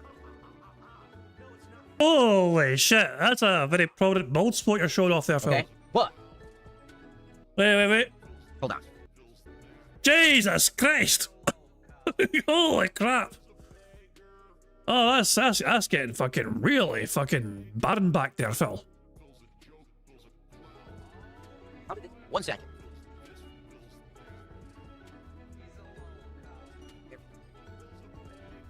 What did that Jasper I had do? a wire caught up there. I didn't want to accidentally pull something out of the socket. That's much better. Okay. So yeah, you don't want to accidentally pull anything in that fucking room. Oh, ladies and gentlemen, Sony has been sued. That's right. We've been talking about this for the last several years as the gaming marketplace is moving almost exclusively digital. And what I mean by that is, as most gamers are now seeking to purchase their games online and download them digitally rather than purchase a physical copy, there's been some questionable practices going on with pricing. And what I mean by that is, for example, why is it that right now you could probably go on Amazon.com, Walmart.com, you know, and buy any game from PlayStation 5 physically for a cheaper price than if you were to buy the game on the PlayStation Store Marketplace? It's a little confusing, right? What if I wanted to get The Last of Us remastered, or, I don't know, taking a look at some of the games here, Returnal, look at that, right? Or any of these here. And you want to go buy a physical copy. Why are the discs so much cheaper than buying the games digitally? And in fact, it's weird because the digital copies of games almost never go on sale. Almost never. They do have sale weeks and stuff where they'll be like, oh, prices are temporarily dropping, but then all of a sudden they'll raise the price again.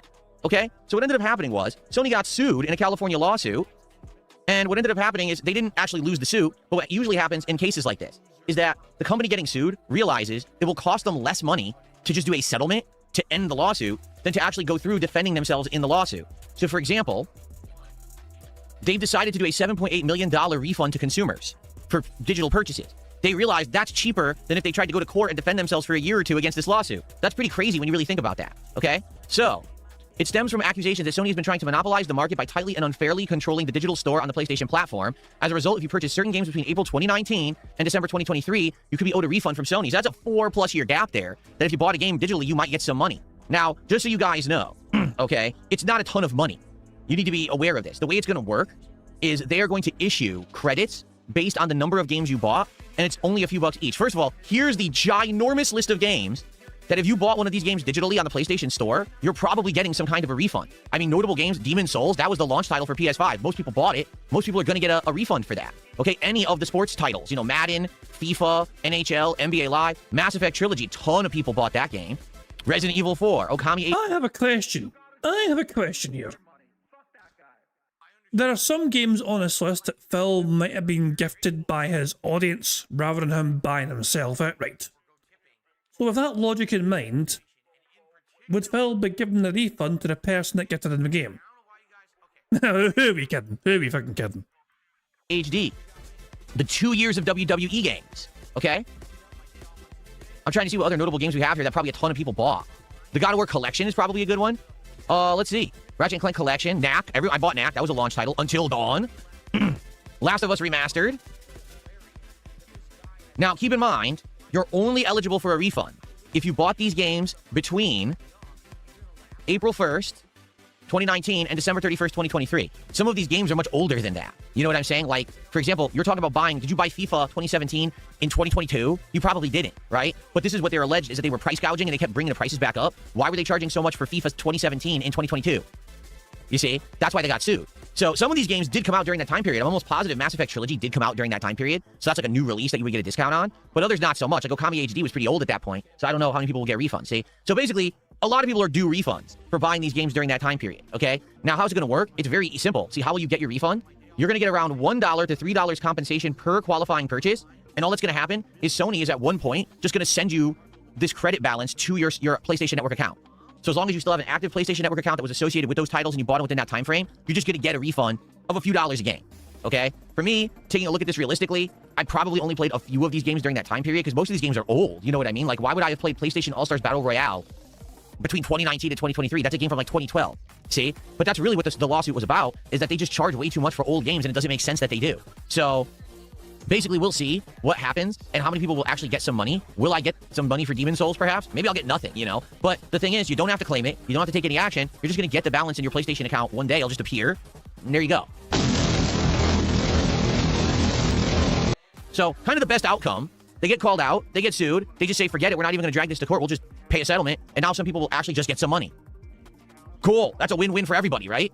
So there you go. And hopefully maybe we'll all make a few bucks on it, right? It's always a good thing when everyone gets a little bit of money back in their pockets, especially these days when times are tight. There you go. Cool. Alrighty then. So that was Phil's big news story of the day, and I guess the rest of his fucking show is going to be him doing his shitey podcast, you know. We are behind live DSP by about 25 minutes, and he's still doing the show, you know. We Phil to say and do 4 more things, and we've won this second bingo card. I have a feeling he's going to try and prioritize gameplay today, try and get Dragon Quest out the fucking way. Sonny, you sent something for Derail. What have you sent for Derail? What is this? What am I looking at here, Sonny?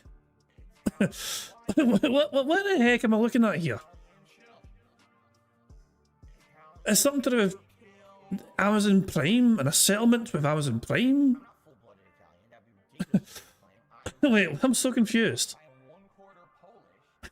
Is it a random derail, Sonny? A second lawsuit? Is that what Phil's covering? Is Phil covering that as well? Trump sued Amazon to get refunds. Does Phil cover that in some capacity at some point today? Or is it something you were sent today? I'm just trying to understand the whole context of like what I'm looking at. I'll show you what Sonny sent me. I'll show you. Here we go. So Sonny sent me this. screenshot here of this image here. But apparently, according to Sunday, DSP's going to get this as well. President Trump's Federal Trade Commission reached a settlement with Amazon.com regarding allegations that Amazon violated the Restore Online Shoppers Confidence Act in connection with Amazon Prime. Amazon settled the case without admitting liability. Under a settlement agreement, you may be eligible to submit a claim for settlement payment of up to $51. Wow, Sonny can get 51. If this is your personal letter, then yeah, well done for. You might get 50 odd buckaroos and Amazon credits back. Well done to you. You can get yourself, you can cheat yourself to something now, and there you go. Good stuff. Oh hell.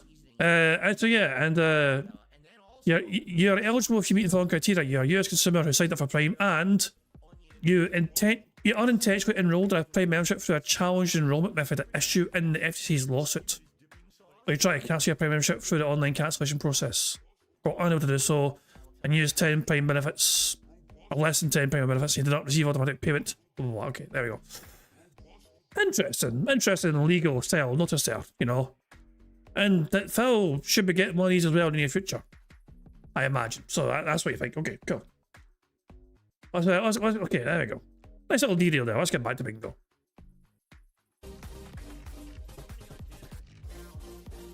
Someone sent me $1.50 and says, have you noticed people treating you differently since you lost weight and got buff? Like when you go out and you go shopping? Yes, let me tell you. What the fuck sort of question's that? What sort of question is that? I say, hey, look at that guy. He is buff. He's rippling at that fucking wife beater. You know? Jesus Christ, man. This is bait. This is definitely bait. And it sounds like Phil is going to treat it like a fucking dumb question. You know? Have you noticed people treating you differently since you lost weight and got buff? Like when you go out and you go shopping? Yes, let me tell you. Whenever I leave my home now, everyone's eyes are on me. They are ogling me and won't stop staring at me. I just can't, you know, I'm actually starting to feel creeped out because everywhere I go, the whole crowd's eyes just follow me as I walk around. It's amazing. It's like they're glued to me, right? I just can't believe it. What a life-changing experience it has been since I lost some weight and I'm working out. Yeah, absolutely. Thanks for $1.50, whoever that was. Waste of fucking money right there. Very disturbing. Yes, you are. Okay. Let's see here. Cypress says, wait a minute, doesn't Nintendo do that with all their IPs as well? Yeah, I think what it is, it's what is being claimed is price gouging on purpose, meaning Sony will seasonally raise and drop prices like this, okay, which is stupid. Like, why would you raise the price of a digital game? There is absolutely no reason to do that. There's no added distribution cost. There's no production cost. You are literally raising the price just to rip off the customer because you've already established that you can sell it at the lower price and still have profits. So why would you then raise the price back again? And I think that's what they got sued for. And they're like, oh crap, we really don't have a way to defend ourselves from doing this price gouging. So we're just going to pay a settlement and hopefully no one bothers us. Okay. By the way, James, thank you for the €2 earlier. I didn't put you on the leaderboard because I was in the middle of a story. So let me just go ahead and change that right now. That is a $2.34 super chat. And I think that was our first super chat of the day. So let's get that up on the leaderboard. Who fucking cares? Thank you for your support of the stream. Okay.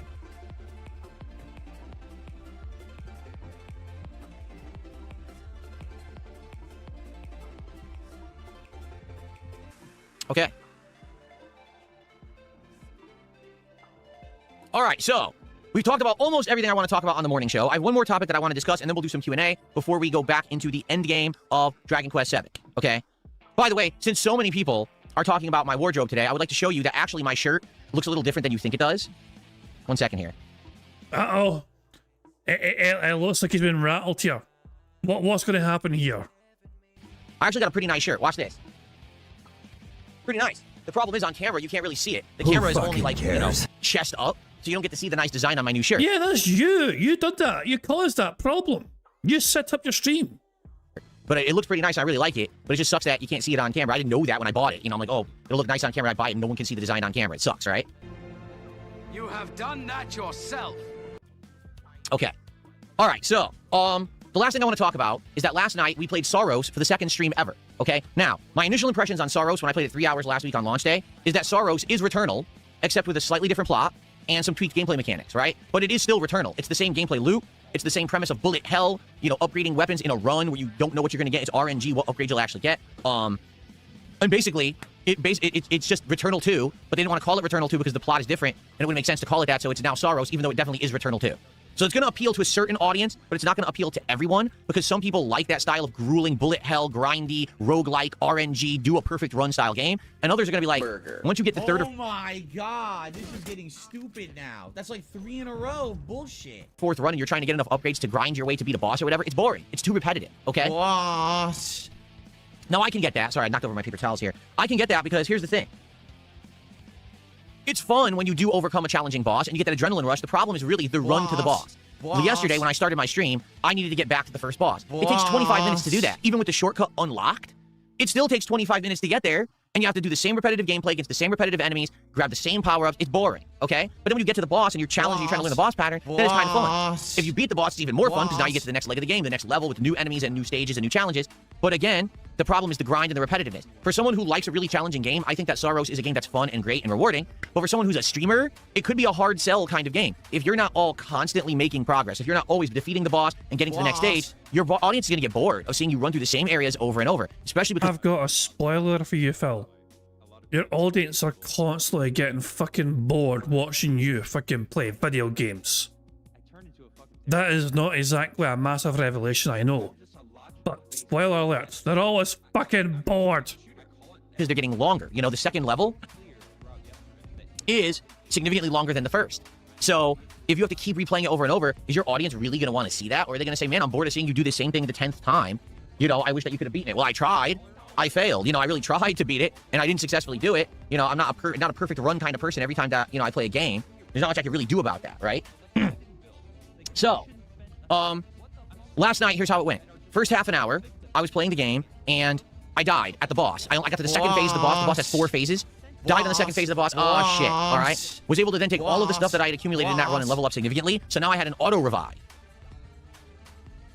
Once I had the auto-revive, I was able to get back to the boss, and this time, even though I died, like on the second phase, I continued on, and I realized the first boss never needs to be shot, except between phases, there's these, like, weak point nodes you have to shoot that opens up the boss for damage. Once you hit those weak point nodes with the gun, all you do is you absorb all of its shots, supercharge your ability, and just do the push ability, and that's how you hit the boss. Like, you don't actually ever shoot it. There's no point. So once you do that and you perfect it, it's actually very easy. So once I figured that out, I actually beat the boss on that very first attempt where I understood how that went.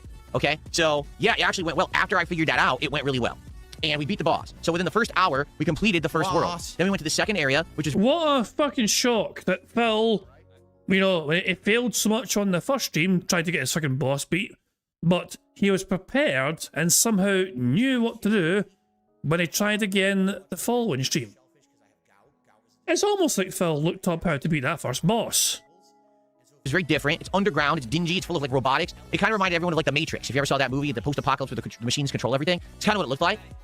New weapon unlocked, the shotgun. We got a new ability. Instead of the regular supercharge ability, that's like a bomb, now it becomes like a super, like, almost like a minigun or like a machine gun, where you're just, like, shooting ridiculous amounts of little projectiles at the enemies, and they all home in on the enemy and do tons of damage. So that was cool. And we actually did the whole first half of the stage. Then I died, went back, did the whole first half of the stage again. Then I was able to unlock the Eclipse part of the stage, which is the harder run. And in this level 2, you have to actually do 2 sides of the stage in order to get to the boss. We did the whole first side of the stage on the Eclipse run, and we ran out of time. Now, I have my PlayStation 5 on standby mode in the hopes that when we go to play this again later in the week, we can resume right from there and actually pick up where we left off. Because guess what? Just like Returnal, Sorrows does not have the ability to save your game. I'm serious, it's 5 years later, and the game devs didn't figure out that people would like to actually save because they don't have time to endlessly play their game and complete a run in one go. They still didn't figure this out. They had 5 fucking years to improve that formula, and they didn't. Okay, so I am upset about that. Luckily, I don't play a lot of games on my PlayStation anymore, so I could keep this on suspend mode and then resume it later and go from where we left off, okay?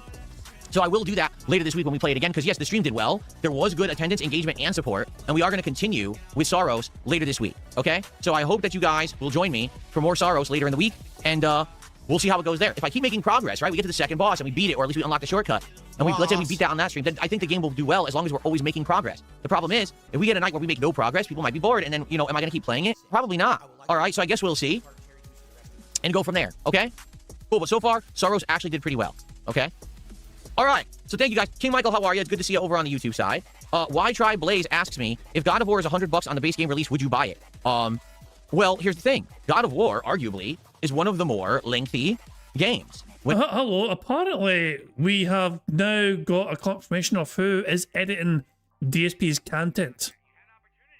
Darziak apparently was able to disclose a name.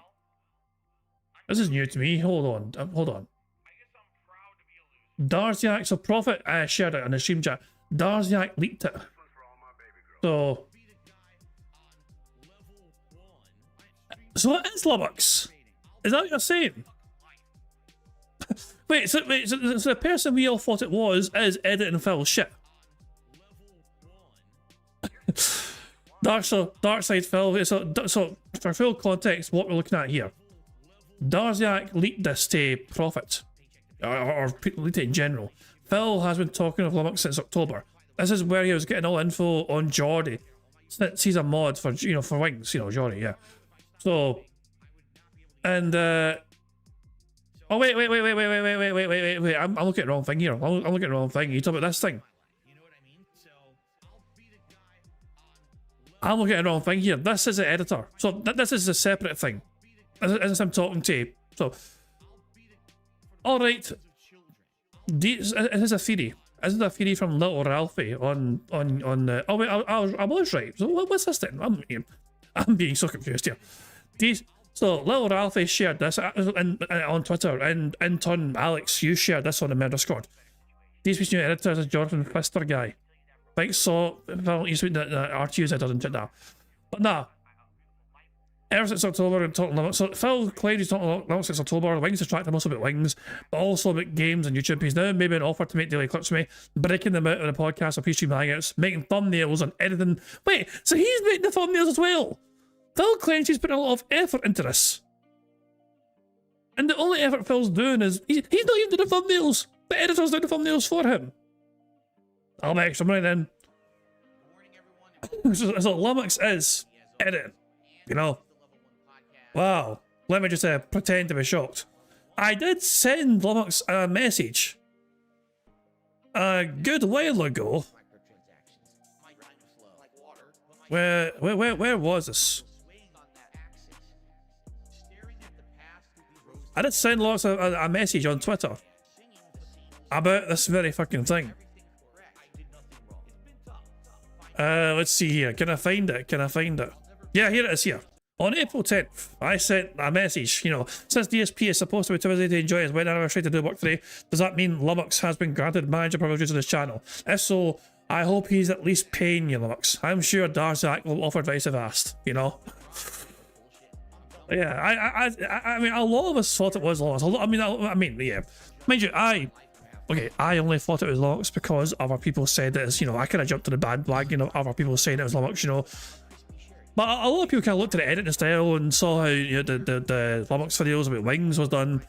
And yeah, so now we have confirmation. Darziak has leaked this is from January of this year,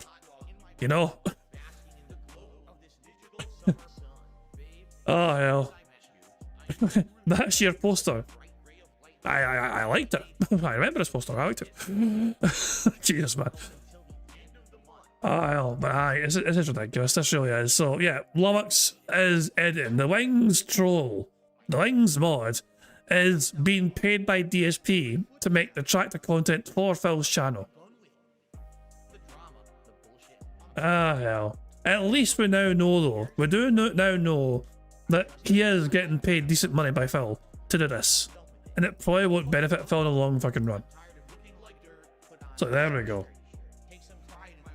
Confirmation confirmed from Darziak, dragon fucking himself, that Lummox, the Wings troll, the Wings mod, is Phil's secret editor. Pretends to be shocked. When it comes to like a console exclusive, right? Like it really is. God of War does really well with its amount of content, open world exploration and stuff like that. So honestly, if God of War came out and had 40 to 60 hours of content and I knew it was solid and everyone was going to want to watch me play it, yeah, I'd probably pay $100 for it. But I'm a creator. I'm going to make money with the game that I buy. Therefore, that investment is worth it. I don't know if that investment is worth it for every person who's going to buy the game just to play. Okay? Just being honest. I love how you don't look at it from a perspective of, is it worth $100 of your time though? Never mind from the content creator's perspective, Phil. You never answer that question from a gamer's perspective,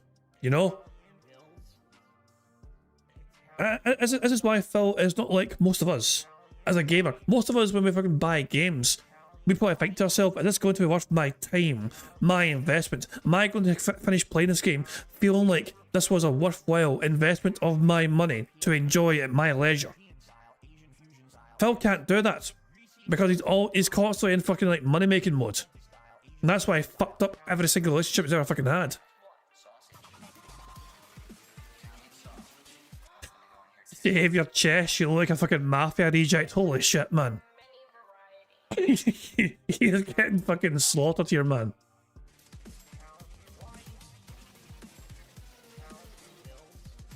Okay.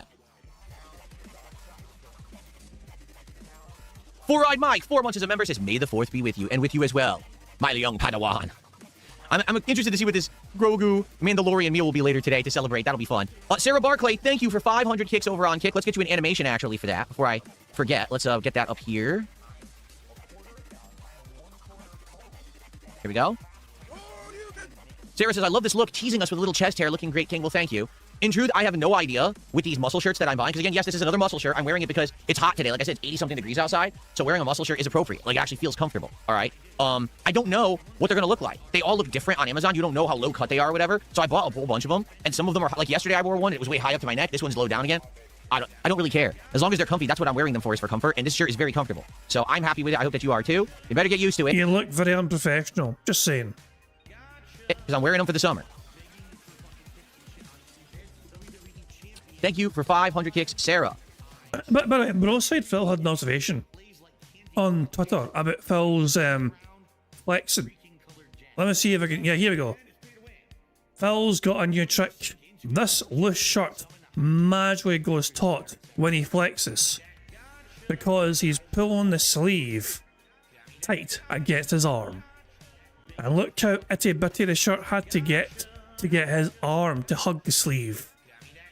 The Phil's new thing is doing this. Look at me, when I flex, I bust out my shirt like I'm the Hulk. No, you're fucking doing some shenanigans, Phil, and tricky and daft shit, you know. You know.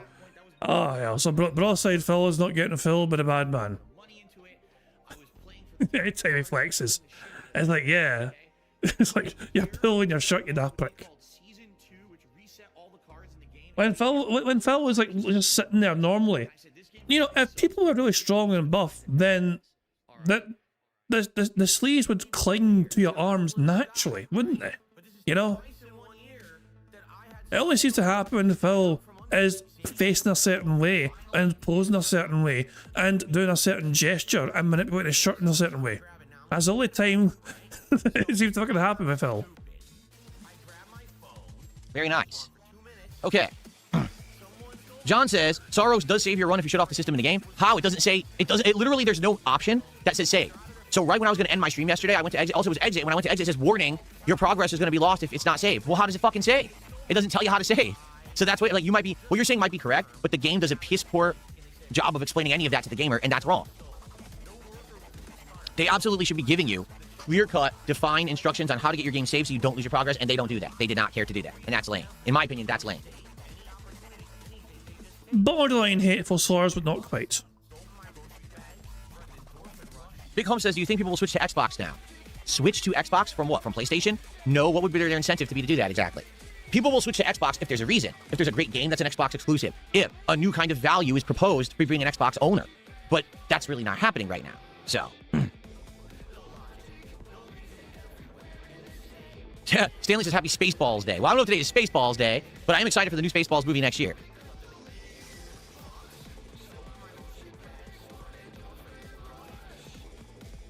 The Bomb says, Sony lawsuit was focused on an anti-competitive practices like mentality. Sony stopped giving digital codes to sell to retailers like Best Buy and Amazon in 2019, who could set their own prices for the codes. This made the PlayStation Store a monopoly on the PlayStation digital games, and monopolies operate under stricter rules. Since there isn't competition to keep them in check, you can't charge unreasonable prices. So there you go. If there was a free and open market for the digital marketplace, then it would have made more sense. You're right. For example, Steam. Steam codes can be purchased other places, not just on Steam. Right now, I could go to a series of websites that sell Steam codes at a discount because there's a free and open market for them. Then you use those codes on Steam and you get the games for cheaper. But Steam are still...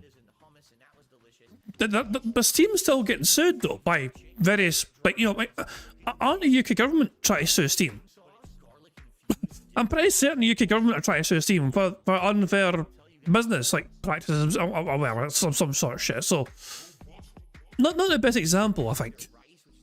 You can't do that with PlayStation codes because if they didn't sell them to other outlets to resell, then how would you get a discount? So that does make sense. That absolutely makes sense. There you go. Big Hump says, can you take your button-up shirt off so we can see your muscles? Well, you can see the muscles. Look, you can actually see the muscles. See that? If we get a contribution and the frog animation plays, I do a flex with frog. That's our new thing, the frog flex, right? People like the frog flex, so we will do that. If someone gives a sub or a super chat lower than $5 and the frog animation plays, then I'll pose with frog. But outside of that, the only way that I would take my shirt off is if you paid me lots of money. Jesus Christ, you're admitting, Phil, you're a fucking e-whore. I mean, if that is true, Phil, then what makes you any fucking better than the cam girls? Honestly, I want that. Is that going to happen?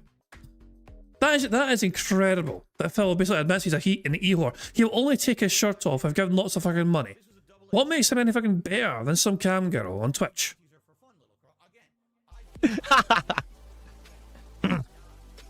So better get to it. Let's go. He's actually asking and waiting for it. At times like this is how hardcore mode does add a challenge, but this is where it gets painful.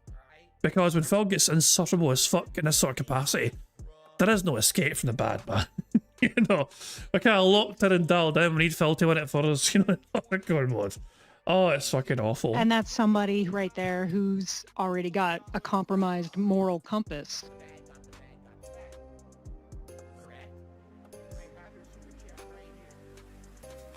All right. Well, I've talked about the topics I want to talk about. We've got about 15 minutes left on the morning show before we wrap it up, and then we jump into the conclusion of Dragon Quest VII. So let's see what you guys want to talk about. Please either tag me in either chat, and we'll talk back and forth a bit, or if you contribute, I'll give you a shout out. For example, Cheat Commando just did a second gifted sub for the day. So let's get that up on the leaderboard. Thank you to Cheat Commando for a second gifted sub. I appreciate that. Chris Tanks is saying watching Phil's like going on a date and being rufioed. Did you mean to say roofie? When I see Rufio, I think of that character from Hook. You know, the Robin Williams movie. I got Rufioed on my fucking date where he got stabbed by some... He got stabbed by a fucking pirate. I got Rufioed on my date. Shit, man, I don't... Ruffied, yeah. Rufio. That's a great fucking movie. That movie doesn't get enough appreciation. Hook with Robin Williams and fucking Julia Roberts is fucking Tinkerbell there. Jesus Christ, man. Oh yeah, fantastic fucking movie. But although, I've never understood why that movie was PG. You know what I mean? To this day, I don't understand how the hell did that escape with a PG rating, you know? You've got a kid being stabbed through the heart and dying. You got themes of adultery with Tinkerbell wanting to shag fucking Peter Pan. You know what I mean? You've got all these different kind of themes that no adult kind of themes to it. You know what I mean? But it's PG. It's okay. Fair game. Great movie though. Great movie. Thank you, thank you. So what's on everybody's mind today? Would I play more Dragon Quest HD 2D remakes? Yes, but definitely not now. You know, we're just coming off of Dragon Quest VII, which lasted 3 months almost, right? Actually, more than 3 months, because we've been playing it since February. We're going to give it a rest, but we might go back to it later. Big Holmes did a $2 super chat and says, how much to flex with your button up off? I don't know. I'll have to think about it. I just don't know. Haven't thought about it, really. Well, think about it then, you dick, and you might get it. Cheat Commando says, I canceled the pool for my family so I could donate gift subs. Wow, you got a really cheap pool. It was only $10. I don't think your family wanted it. What was it, like those plastic pools from Walmart? The ones that like bend and snap and shit because they're garbage made in like China? Yeah, you just save the money. You don't want to waste your money on that crap. Have I ever been recognized in real life? Yes. God, that's good. Right, before we try to cover that question, you know, on the topic of like Robin Williams, like and that Hook movie being like PG, I like to say a lot of the older ones from big companies would pay off the raters for a lower rating. There's been documentaries, but I didn't realise that. I didn't realise there's a thing where documentaries are exposing how like movies manage to get lower ratings by like, getting money for it. You know, that's actually, didn't realise that was a thing. Spielberg gets whatever he wants, like forcing Jurassic Park to PG-13 or getting 2 F-bombs in a PG-13 film like Bridge of Spies. Jesus, man. I never realised there was such corruption. Imagine Hollywood being corrupt. I am shocked and scandalised that Hollywood has such corruption. I thought it was fucking such a wholesome fucking place. But now I know better. Anyway, Phil's going to fucking tell us about the times he's been recognised in public. Have I ever been recognized in real life? Yes. Abdullah says, you gotta tough out the gameplay in Sorrows. Will you Wait. There's more to the question. We just yes. I think we've all been fucking recognised in public. Because whenever we go out, there is the possibility that somebody we know will run into us and say hi. That's not a big thing. You add a death counter in Sorrows because the gameplay is Souls-like. No, I don't do death counters. There's no point. Death counters serve one purpose. They have my idiotic detractors think that it means something, and then they like celebrate when I die. They can kiss my— You bitch-ass, pussy-ass motherfucker. You're an absolute fucking coward, and this is fucking evidence if ever there was fucking any required that yes, you care 100% what detractors say and do about you on a daily fucking basis. This is something your fans want, your communities fucking want, you know what I mean? They'd fucking like it if it was included, and you're not doing it. Why? Despite the detractors, because you care what they say and do about you. You don't like it when they make fun of you for all the times you fucking die in a fucking video game, and that bothers you. But it doesn't bother you apparently, even though it clearly fucking does. Death counters serve one purpose. They have my idiotic detractors think that it means something, and then they like celebrate when I die. They can kiss my fucking ass. I don't care. I don't do content for my detractors.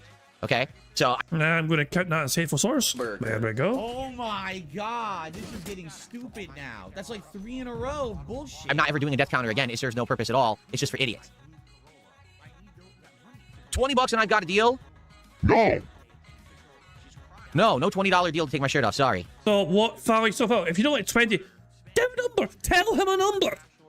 Come on, you fucking slut. Give the guy a number and he might entertain a notion. Not even close.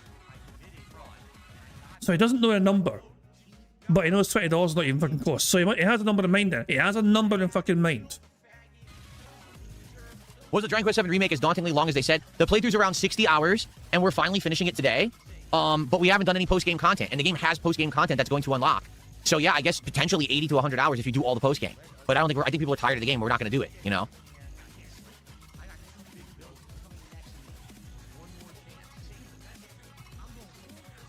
Jasper, you're back. It's Where'd you boring. You're boring, everybody. Jasper Kitty has Quit returned. boring, everyone.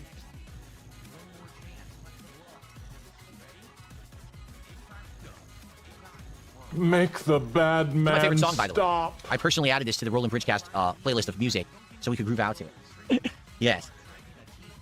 That's funny. Dickens rap.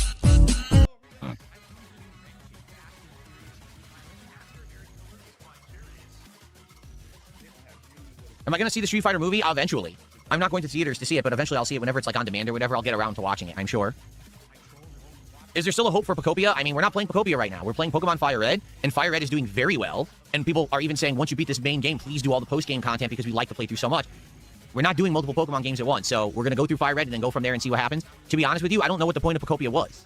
You know what I mean? Like, it's a builder game, but it also has, like, Animal Crossing style. Okay, that would have maybe lasted a few streams, but we probably would have gotten bored. You know what I mean? Like, we've played a game like that before. We've played Dragon Quest Builders 2. We've played Animal Crossing. Why do we just need to do the same thing with Pokemon in it? And if you want my honest opinion, people are saying, oh, it sold really well. Yeah, because it's a Switch 2 game. And people are hungry for content on Switch 2 because everyone bought one last year and there's almost no games for the thing, right? All the games are cross-platform. None of the games are very good. So people just rush to buy every Switch 2 game to justify their purchases.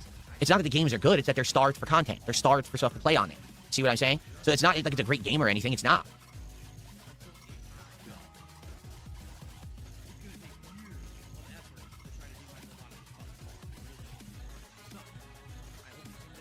Happy Star Wars Day to you. Pepper spray someone for Christmas. Said, what's a good Star Wars memory for you? Probably my strongest Star Wars memory is I went to see The Phantom Menace in theaters with my dad, both of us having been a fan of the original Star Wars trilogy, and this was the new release of Phantom Menace, and it was ultra hyped, and all the media was kissing its butt and saying it was going to be the best thing ever. And we went to the theater, we started watching this movie, and we quickly realized this is a fucking weird movie. Like, there was so much overwhelming CGI, and to be honest, not all the CGI looks very good.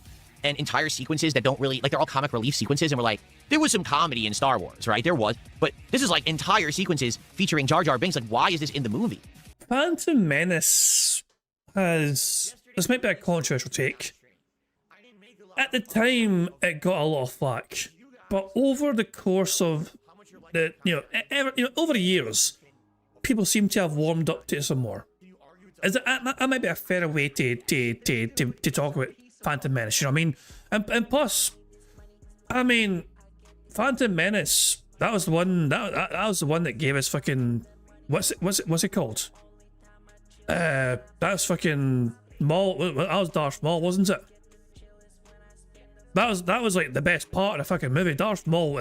Everything to do with Darth Maul was the best fucking part of Phantom Menace. You know what I mean? From my perspective, that was incredible. That fucking, that sort of shit, and the fight scenes as well. That that was fantastic. But yeah, you counter Darth Maul stuff with, now this is pad racing. Yeah. Oh god, yeah. So yeah, yes, but then again, even the classic Star Wars have cringe as fuck moments like that. Even the classic ones, like. I do enjoy Star Wars movies, you know what I mean, and especially the fucking the first ones, the original ones, you know what I mean. All of them are quite cringe as fuck as well. You know what I mean? They're enjoyable. Don't get me wrong, they're enjoyable, but there's quite an element of cringe as well involved in every single one of them. I'm just saying. Anyway, that's my take on it. Anyway, may the force with you. Did they dumb down Star Wars to be for like children and babies? It was supposed to be kind of the space drama epic, and instead it became something very different. You know what I mean? But the weirdest part about it is that there were actually parts that were very adult oriented too, when they're blabbing about politics and stuff like that. You're like, so no kid would sit through that part because it's boring, but no adult wants to watch the Jar Jar Binks part. So who did they make this movie for exactly? By far, families, I guess.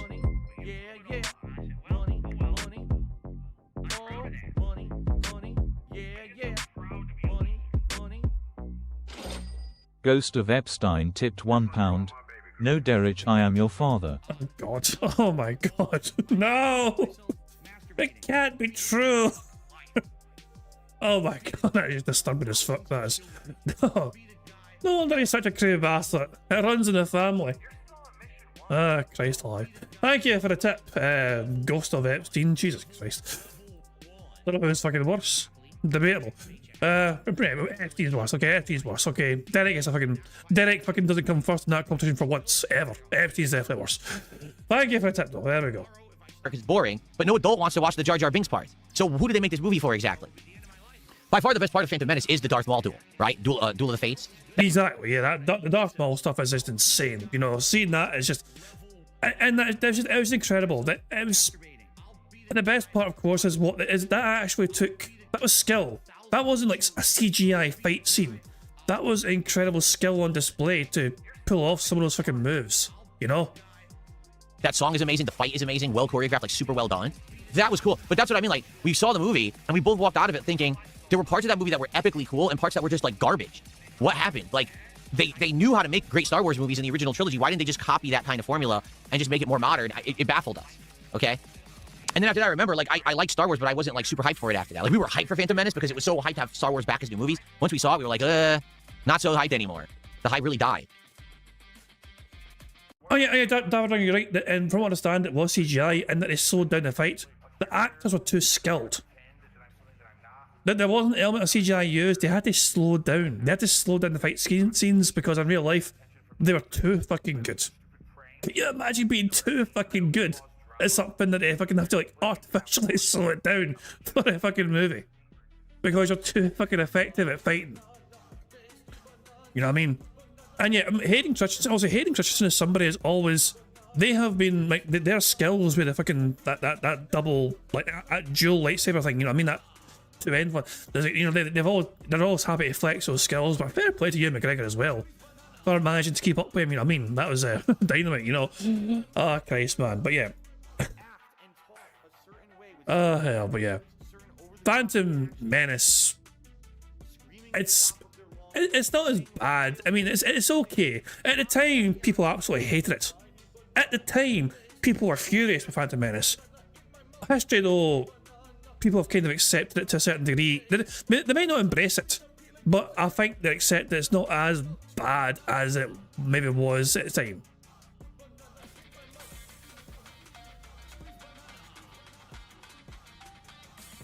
Did I enjoy the newer movies better than the Phantom Menace? Well, when you say newer movies, we have to cover, there's the new movie trilogy, there's... We don't talk about 7, 8, and 9, do we?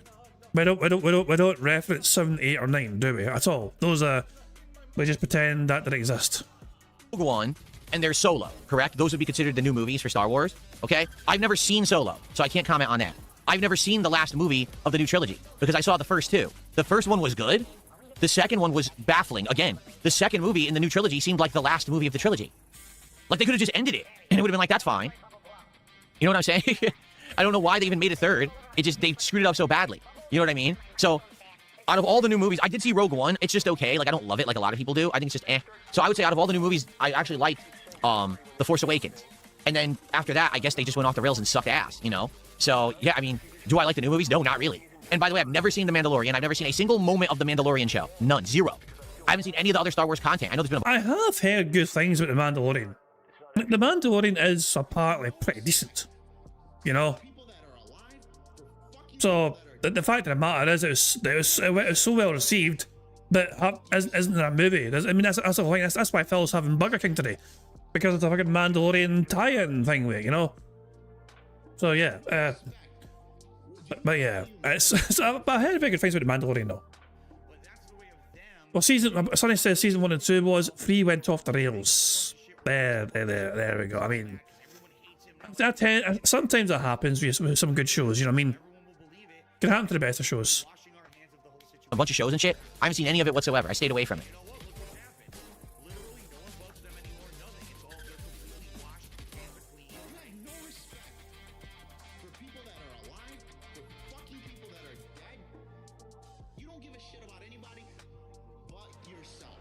And am I a bigger fan of Star Wars or Star Trek? Star Trek, to be honest. Growing up, I watched all of the Next Generation show. I watched Deep Space Nine, and I saw all of the Star Trek movies and Next Generation movies. My dad loved Star Trek, so I loved watching Star Trek with him.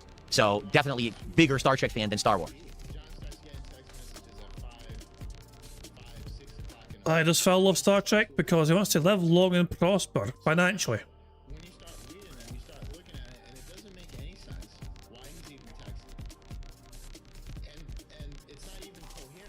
Well, here's the problem. I heard, just like everything, Mandalorian Season 1 and Part 2 is great, and then they had, like, way too many seasons, and the last 2 seasons suck shit, and just don't serve any purpose. So, I just don't want to watch the show at all. Like, I don't see the point. What's my favorite episode of Star Trek? There are only 3 lights! Remember that one? I probably got it wrong, the quote, but that's a good one. There's a lot of good Star Trek episodes, quite frankly. Like, Jean-Luc Picard is a great character, very well-written character. Oh, there were 4 lights, that's it. There were 4 lights! Dumbass. See, people who know and are referencing it. And you don't, so you don't. Deep Space Nine or Next Generation, that's tough because I like them both. And they do have a little bit of a different vibe to them. You know, like I would say, like Deep Space Nine became... Oh, hold on. Sonny says Picard sucked. The show, not the actor. Oh, well, okay, there you go. I've seen more of Star Wars and Star Trek, but I wasn't really into either of them, personally. So I couldn't tell you a whole lot about Star Trek. You know what I mean? I couldn't tell you much about Star Wars either, to be fair. You know what I mean? But yeah, it's but I never gravitated towards either of them. You know? Became more about it being like a collective colony of cultures coming together, while Next Generation was more about space travel and being this exploratory group. So it is a different plot and vibe. I like them both though. I don't know if I would want to grade them against each other because I think they're both great. Steven Head saying I watched a Sheep Detective Zero today. Is that the one where Hugh Jackman's like the farmer and he gets like killed and the sheep are trying to figure out who killed their farmer? Is that one? I've seen it advertised. And Patrick Stewart has oh my god, the Sheep Detective's apartment is bloody brilliant. I can't lie, I was interested in it. I've seen advertising for it. It does seem kind of funny, but I wasn't sure if it'd be worth watching, if that makes sense. You know what I mean? It's got a decent sounding cast, but it's like well, but it's fucking sheep and they're detecting. Like, what? Like, it's like the whole premise was bizarre, you know. I don't know, but Sheep Detectives has the Steven Dead seal of approval, you know. So there we go. Apparently, it's definitely worth a watch. So high praise indeed. And Patrick Stewart's involved in it as well. And Patrick Stewart has a great role in it. So there we go.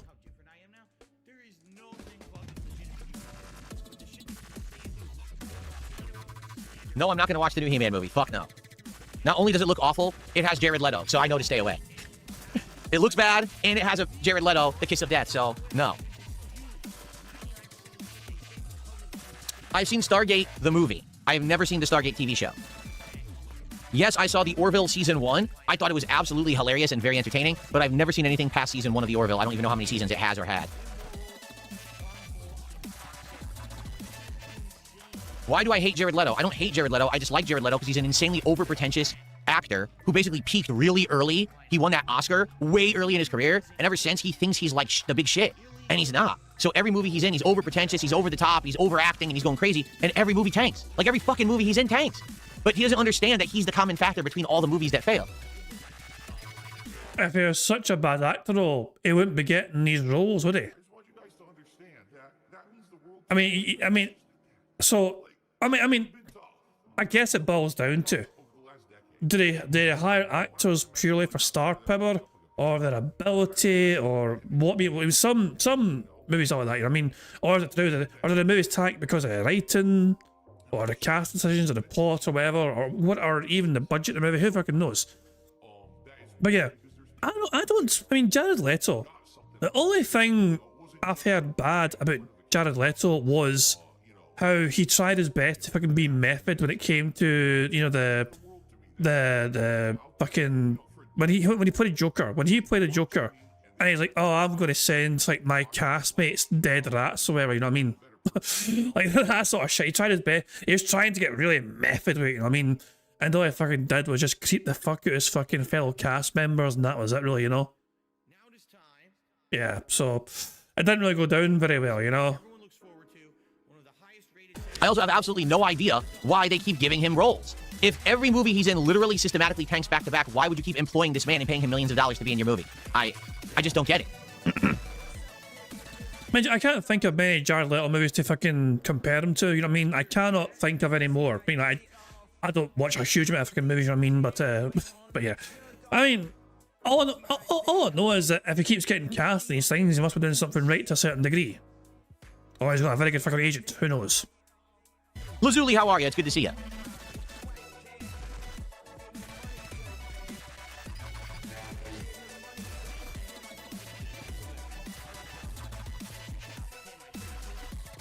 Do I like Timothée Chalamet? I don't know what I've seen him in. What have I seen Timothée Chalamet in? He's been in a whole bunch of different things. The one thing that springs to mind is that movie that came out at Christmas time a few years ago with Don't Look Up. He was on that, wasn't he? With Leonardo DiCaprio. Yeah, he had a small role in that, didn't he? Well, a smallish role, I think, you know. But he's in a few things. Like he's in Dune, yep, he's in Wonka. Yeah, he's in a few things. He's done well for himself. He's got a fun sounding name as well. Everyone fucking likes to say his fucking name. Timothée Chalamet. What has he been in recently? I don't even remember. Dune? I haven't seen Dune.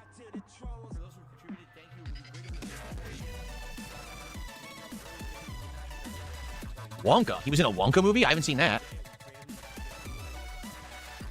So I don't know. I've never seen him in it. I haven't seen Dune. I didn't see any Wonka movie with him in it. So yeah. I haven't seen Marty Supreme either. All the things you guys are saying he was in, I've never seen. The Bob Dylan movie, I didn't see that. Nope.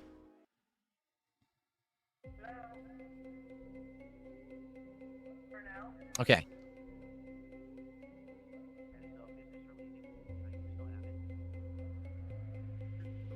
All right, we're going to get ready to wrap up. We're hitting around the hour mark. Last chance if anyone wants to ask a question or contribute and get a shout out early, because we're going to boot up Dragon Quest and hope that we can just go to the ending. Seriously. We already beat the final boss of the game, so you got to hope that they're going to allow me to just resume from after beating that boss, and then we go to all the ending areas and do the epilogue content and see what unlocks for post-game and stuff like that. You know, we have a few hours, so we can take our time with it. We don't have to rush through it, which is good. After an extremely lengthy game, I think it'll be good to see, the full ending and have a good, nice, nice send-off.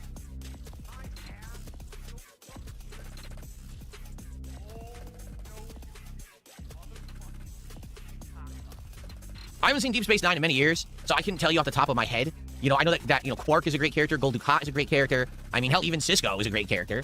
Odo is a great character. Like, there's a ton of well-written characters in that show. So, I don't have a favorite. Yes, I will play the new Mass Effect game if it comes out. I think it will. They're putting all of their effort and time into developing it at this point at BioWare. They're not making anything else right now. The BK meal is at the very end, like always. We're playing Dragon Quest, and then the DSP tries it is at the end of this stream. Who fucking cares? Hello, Dondoko.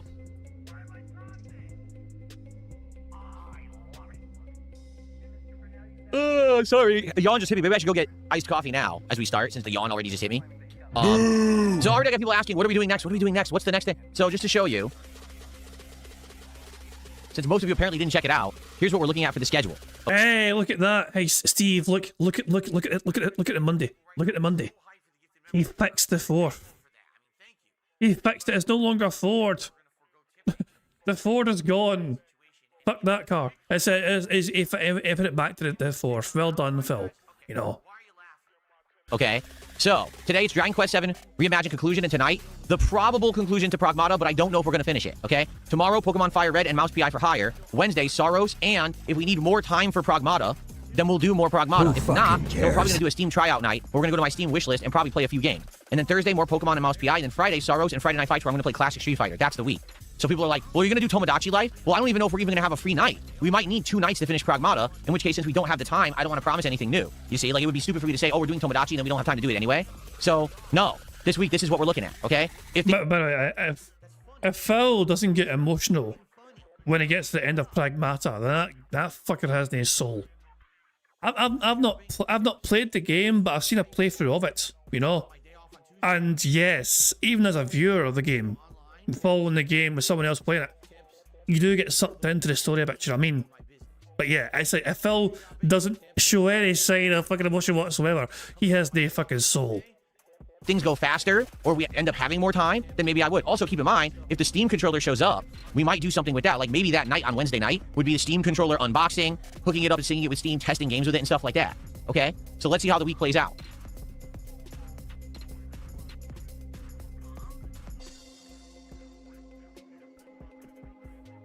Okay. All right, guys, I think we'll end the show. I want to say thank you for a great DSP morning show for those who chilled and supported early. You guys are awesome. And, we'll do it again tomorrow. I don't know if I'll have as many topics tomorrow. It might just be a hangout session. But good show today. We covered a lot, right? Everyone, thanks for watching. I'll see you tomorrow for the DSP morning show. Okay. So what I'd like to do, I want to go grab my iced coffee, and I also want to use the restroom quickly. Let me actually reposition the monitor now. Oh, God. Oh, my God. Oh, it's awful.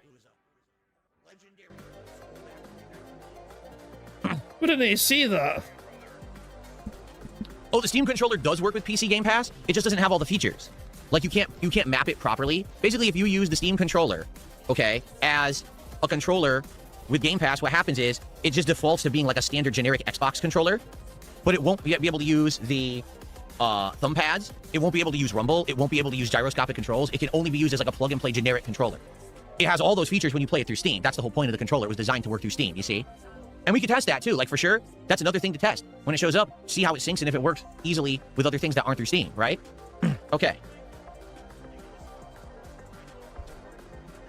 All right, so I'm going to run and grab coffee and use the restroom very quickly. I'll be right back. It won't take me longer than a couple of minutes, so I'm not going to run highlight clips or anything. I'll leave the music running, and I'll be back, and then we'll start, okay? So everyone, use this opportunity, grab a drink or a snack of your own, and I'll be right back with Dragon Quest. What a fucking dick.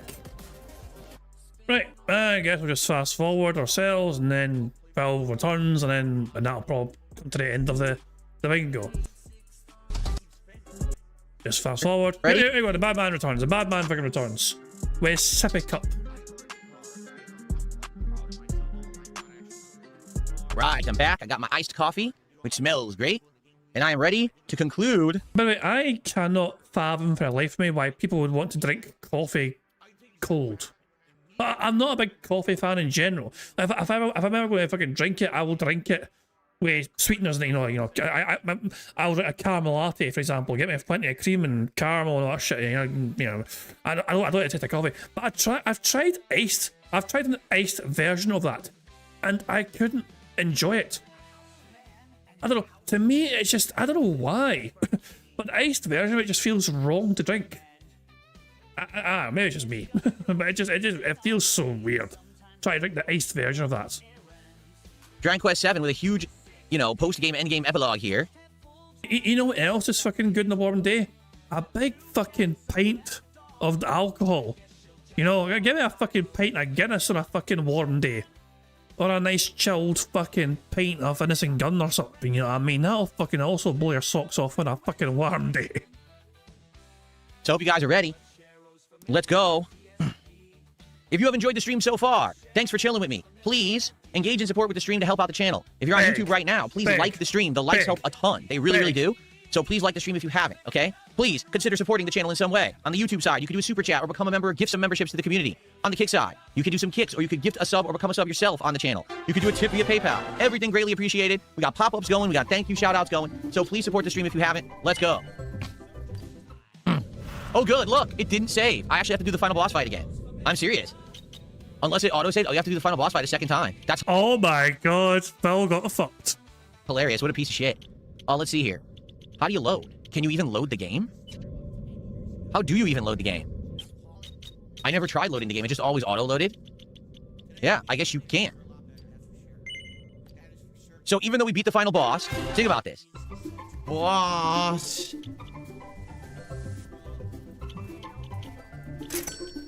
It didn't even save. Yeah, it just didn't save, and the game didn't give you the option to save at all. Boss. What an awful fucking way they designed this Boss. game. What a huge flaw. Seriously. What a humongous and utterly bad flaw. I mean, we have to redo the final boss. It's fine. We're still going to win. We'll do it again. But I mean, what a humongously flawed design to the game that if you beat the final boss, they expect you to sit around for 2 hours after the boss to do the ending, and you can never save your game, and it doesn't autosave. Boss. That's just asinine. I mean, game dev in 2026, these people are still this fucking stupid. Whatever. It's fine. We have time to do it. It takes about 20, 25 minutes. We'll beat the boss again, and then we'll continue on. Okay? Boss. Boss. All right, so we just do this again. We have to do the fight again. How dumb. Okay, the block. So is he going to record this then? He's already recorded this boss fight before and done it before. Is he going to start recording now and repeat it for it? Why? You think boss used to be added to bingo? Shit, I mean, do you mean as one of the possible free spaces? Not every game Phil plays will have a fucking, you know, boss involved. You know what I mean? So it depends on the game he's playing, you know. Oh, well, to be fair, it's usually a good coin flip whether there's a boss involved or not, you know. Thank you for $5, and he says, "Man, I love famous RPGs." I don't know what you mean by famous RPGs, but thank you for the super chat. That's actually the biggest one of the day.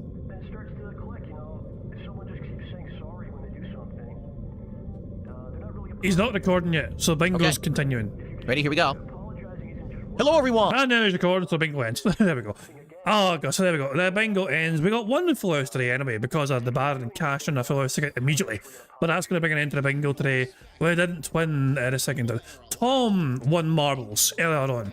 So if you went around Fritz at the start, right before we were about to begin the card, the Baron in the stream chat, who had a full house ticket, decided to cash in their full house ticket immediately, straight away, instantly. So before we even began with a second of bingo, we won bingo because the Baron cashed in their full house ticket. And so we just decided to think, okay, we'll count this card as completed. We done a marble race straight away. Tom won the marble race. They won a full house ticket themselves if they want to use it in future. And yeah, and then we just done a second bingo card in full house in hardcore mode with the 9 squares there. So there we go. How many spaces do we have tomorrow? Currently, we have 4. Like, we're done with bingo for now, so we'll turn off hardcore mode. But yeah, we have 4 as things stand. Because we had 3 carried over from yesterday. And we had 1 as well earned today for 25 likes. You know? So yeah. So as things stand, we have 4 free spaces carried over to tomorrow's stream. But anyway, we're done with Phil. Anyway, we're done with the bad man. And so all we need to do now is just basically see how he's doing for now, and then we can wrap things up. I mean, if we do get 50 likes, I will add those 3 spaces for tomorrow as well. Definitely, without a shadow of a doubt, you know.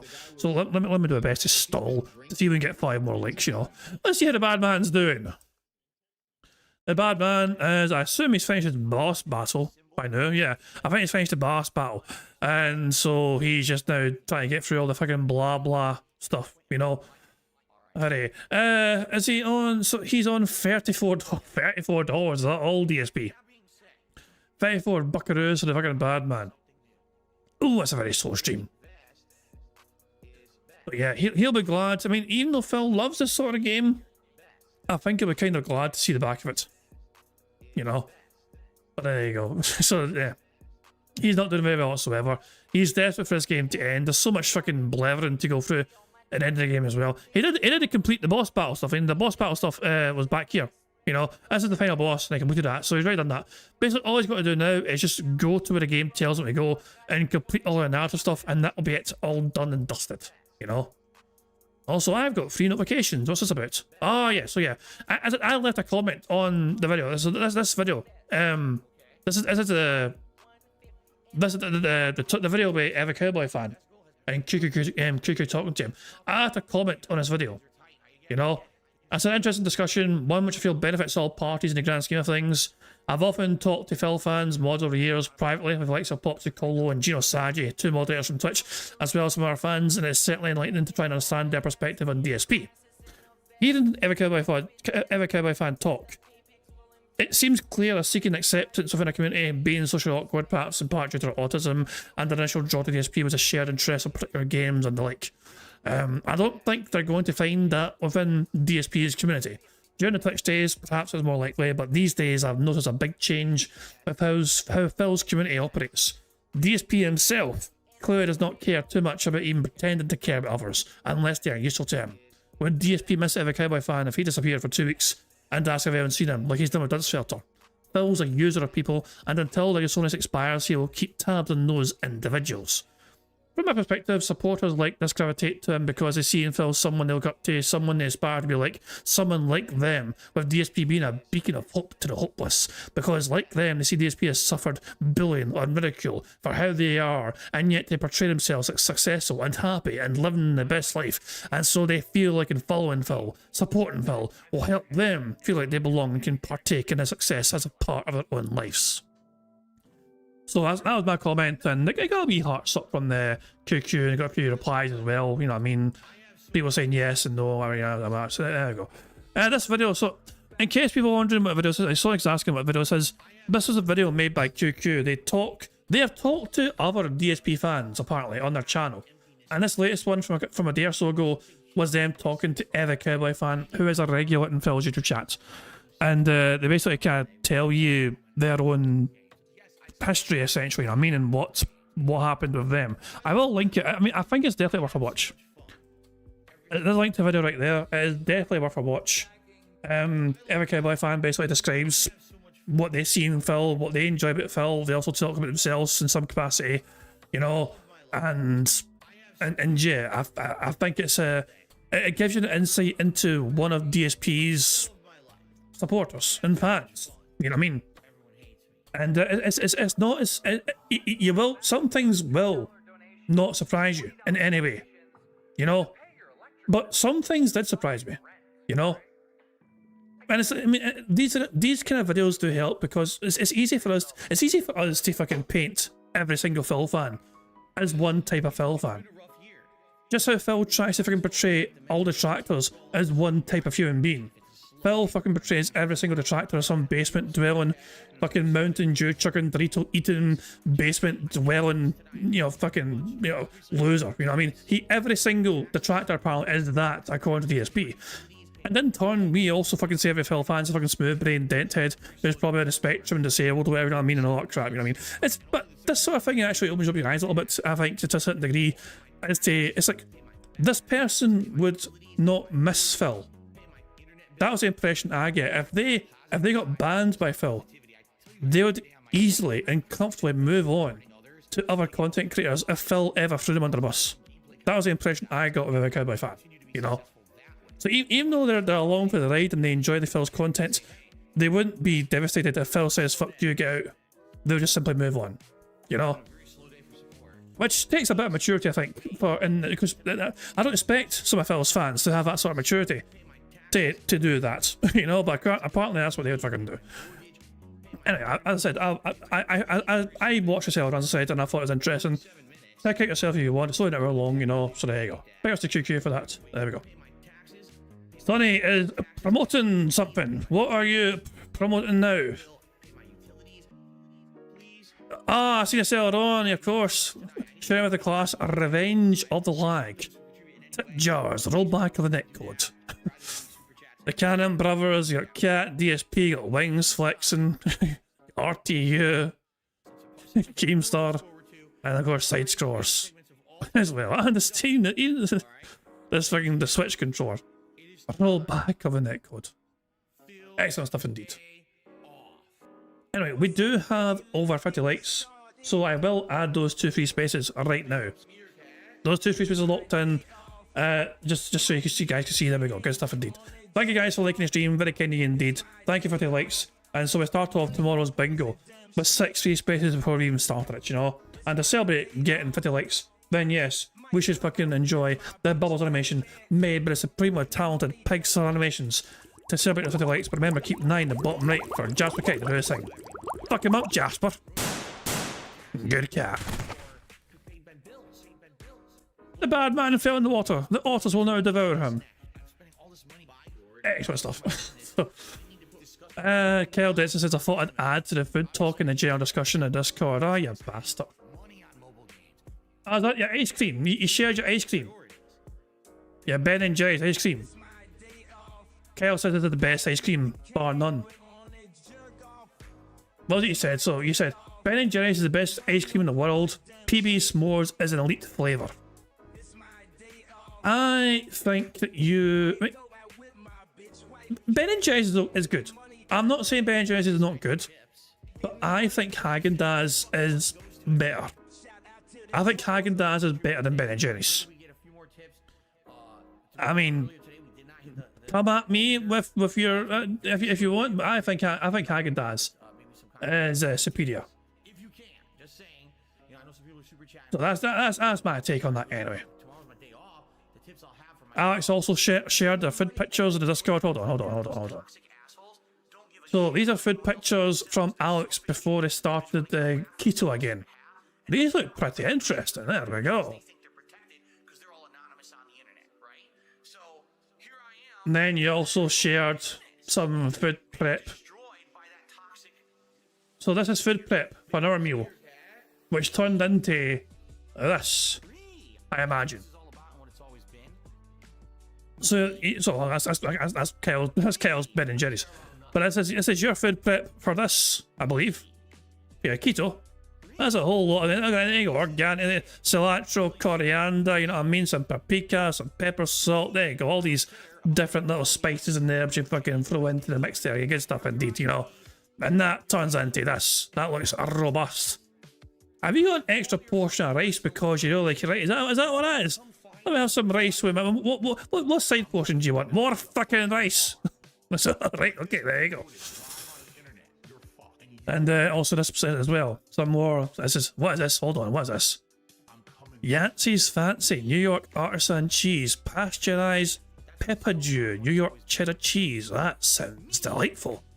With cinnamon and parsley and eggs. And is this an omelette you made yourself here? Is this an omelette or what? I'm just trying to think. Like, so hold on. I need. Is this a cheese you cut up here? Oh, just scrambled eggs. Just scrambled eggs. I'm trying to establish. Like, what is it? I mean, I'm trying to look at what this is here. Oh, okay. That's that part. Okay, I was good here for some reason for what that part was, but this is this bit here. Oh, those are the peppers. Those are peppers. I see. They're peppers. Oh, is it a cheese cut up from here? Okay, there's a cheese. This bit of block of cheese is fucking here. There you go. How much is that cheese? $5.99 for that's not bad. You know. Hang on, did that cheese expire in 2020? What? Why is this cheese expired on the 16th of April 2020? Is it an old picture? I hope this is an old picture. Otherwise, you may have poisoned yourself. Yeah, okay, yeah, it is old. It is old. Okay, he said it was old. Okay, I just wanted to make sure. This fucking cream expired in fucking April 2020. It's like, holy shit. No, it's all good though. These are old pictures, but there you go. Good meal prep. Good meal prep. There you go. All I fucking done today was, I managed to air fry my pizza. I went and took out the freezer. I let it defrost for a little bit. I cut it into quarters, and 2 by 2 at a time, I managed to air fry the slices. You know. So there we go. I managed to enjoy my pizza in the end. It just took a bit of, you know, a wee bit of extra effort just to go through the process of air frying the bastard thing, since it's too fucking big to fit in individually, just on one big fucking go. So there we go. I've got a new comment on your comment. I have a comment on my comment. Bingo hype. Look at you being all nice with bingo. There's your bingo hype right there. There we go. Anyway, guys, I think I'm going to wrap things up there. Thank you very much for joining me for some robust bingo antics today. Yeah, we got one full house today. And Tom, of course, won that full house marble race. So good stuff to them. Well done for them. Bingo shall return tomorrow, May the 5th. Return of the 5th. Insert appropriate Star Wars memes here and all that jazz. And I'm going to wrap up, I'm going to end how it always ends by putting today's PIG contributions made by a supremely talented Pixar Animations. Now, if you remember, I am planning to do a wee member-only Hitman stream after this again. So yeah, I'm just going to do some freelancer gameplay. So yeah, if you feel like watching some random Hitman gameplay, then stick around. I'll set that stream up very soon, and I'll be playing some Hitman freelancer mode, and we'll see if I can avoid kill myself in a dumb way again. So yeah, but until tomorrow, guys, I hope you all enjoyed the rest of your Monday, and until next time, I'll catch you all later. Goodbye. On September 14th, a pre-authorized payment of $16.51 from PayPal.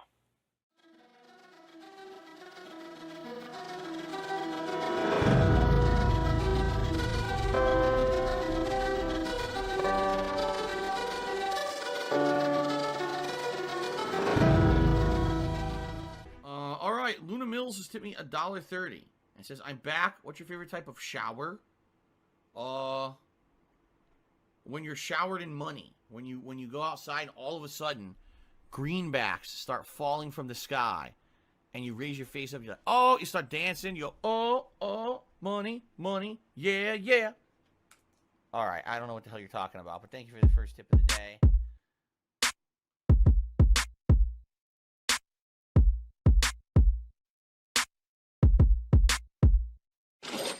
Money, money, yeah, yeah.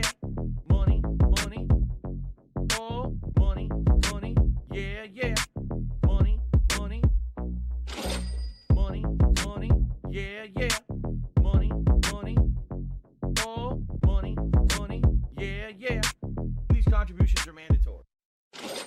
Money, money, yeah, yeah. Money, money, oh, money, money, yeah, yeah. Money, money, money, money, yeah, yeah. Money, money, oh, money, money, yeah, yeah. These contributions are mandatory.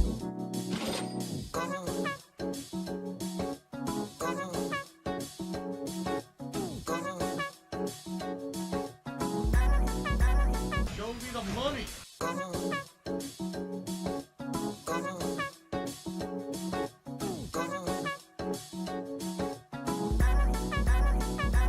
Free. Money, money, yeah, yeah. Money, money, oh, money, money, yeah, yeah. Money, money, money, money, yeah, yeah. Money, money, oh, money, money, yeah, yeah. These contributions are mandatory. And it's gone, just gone like that.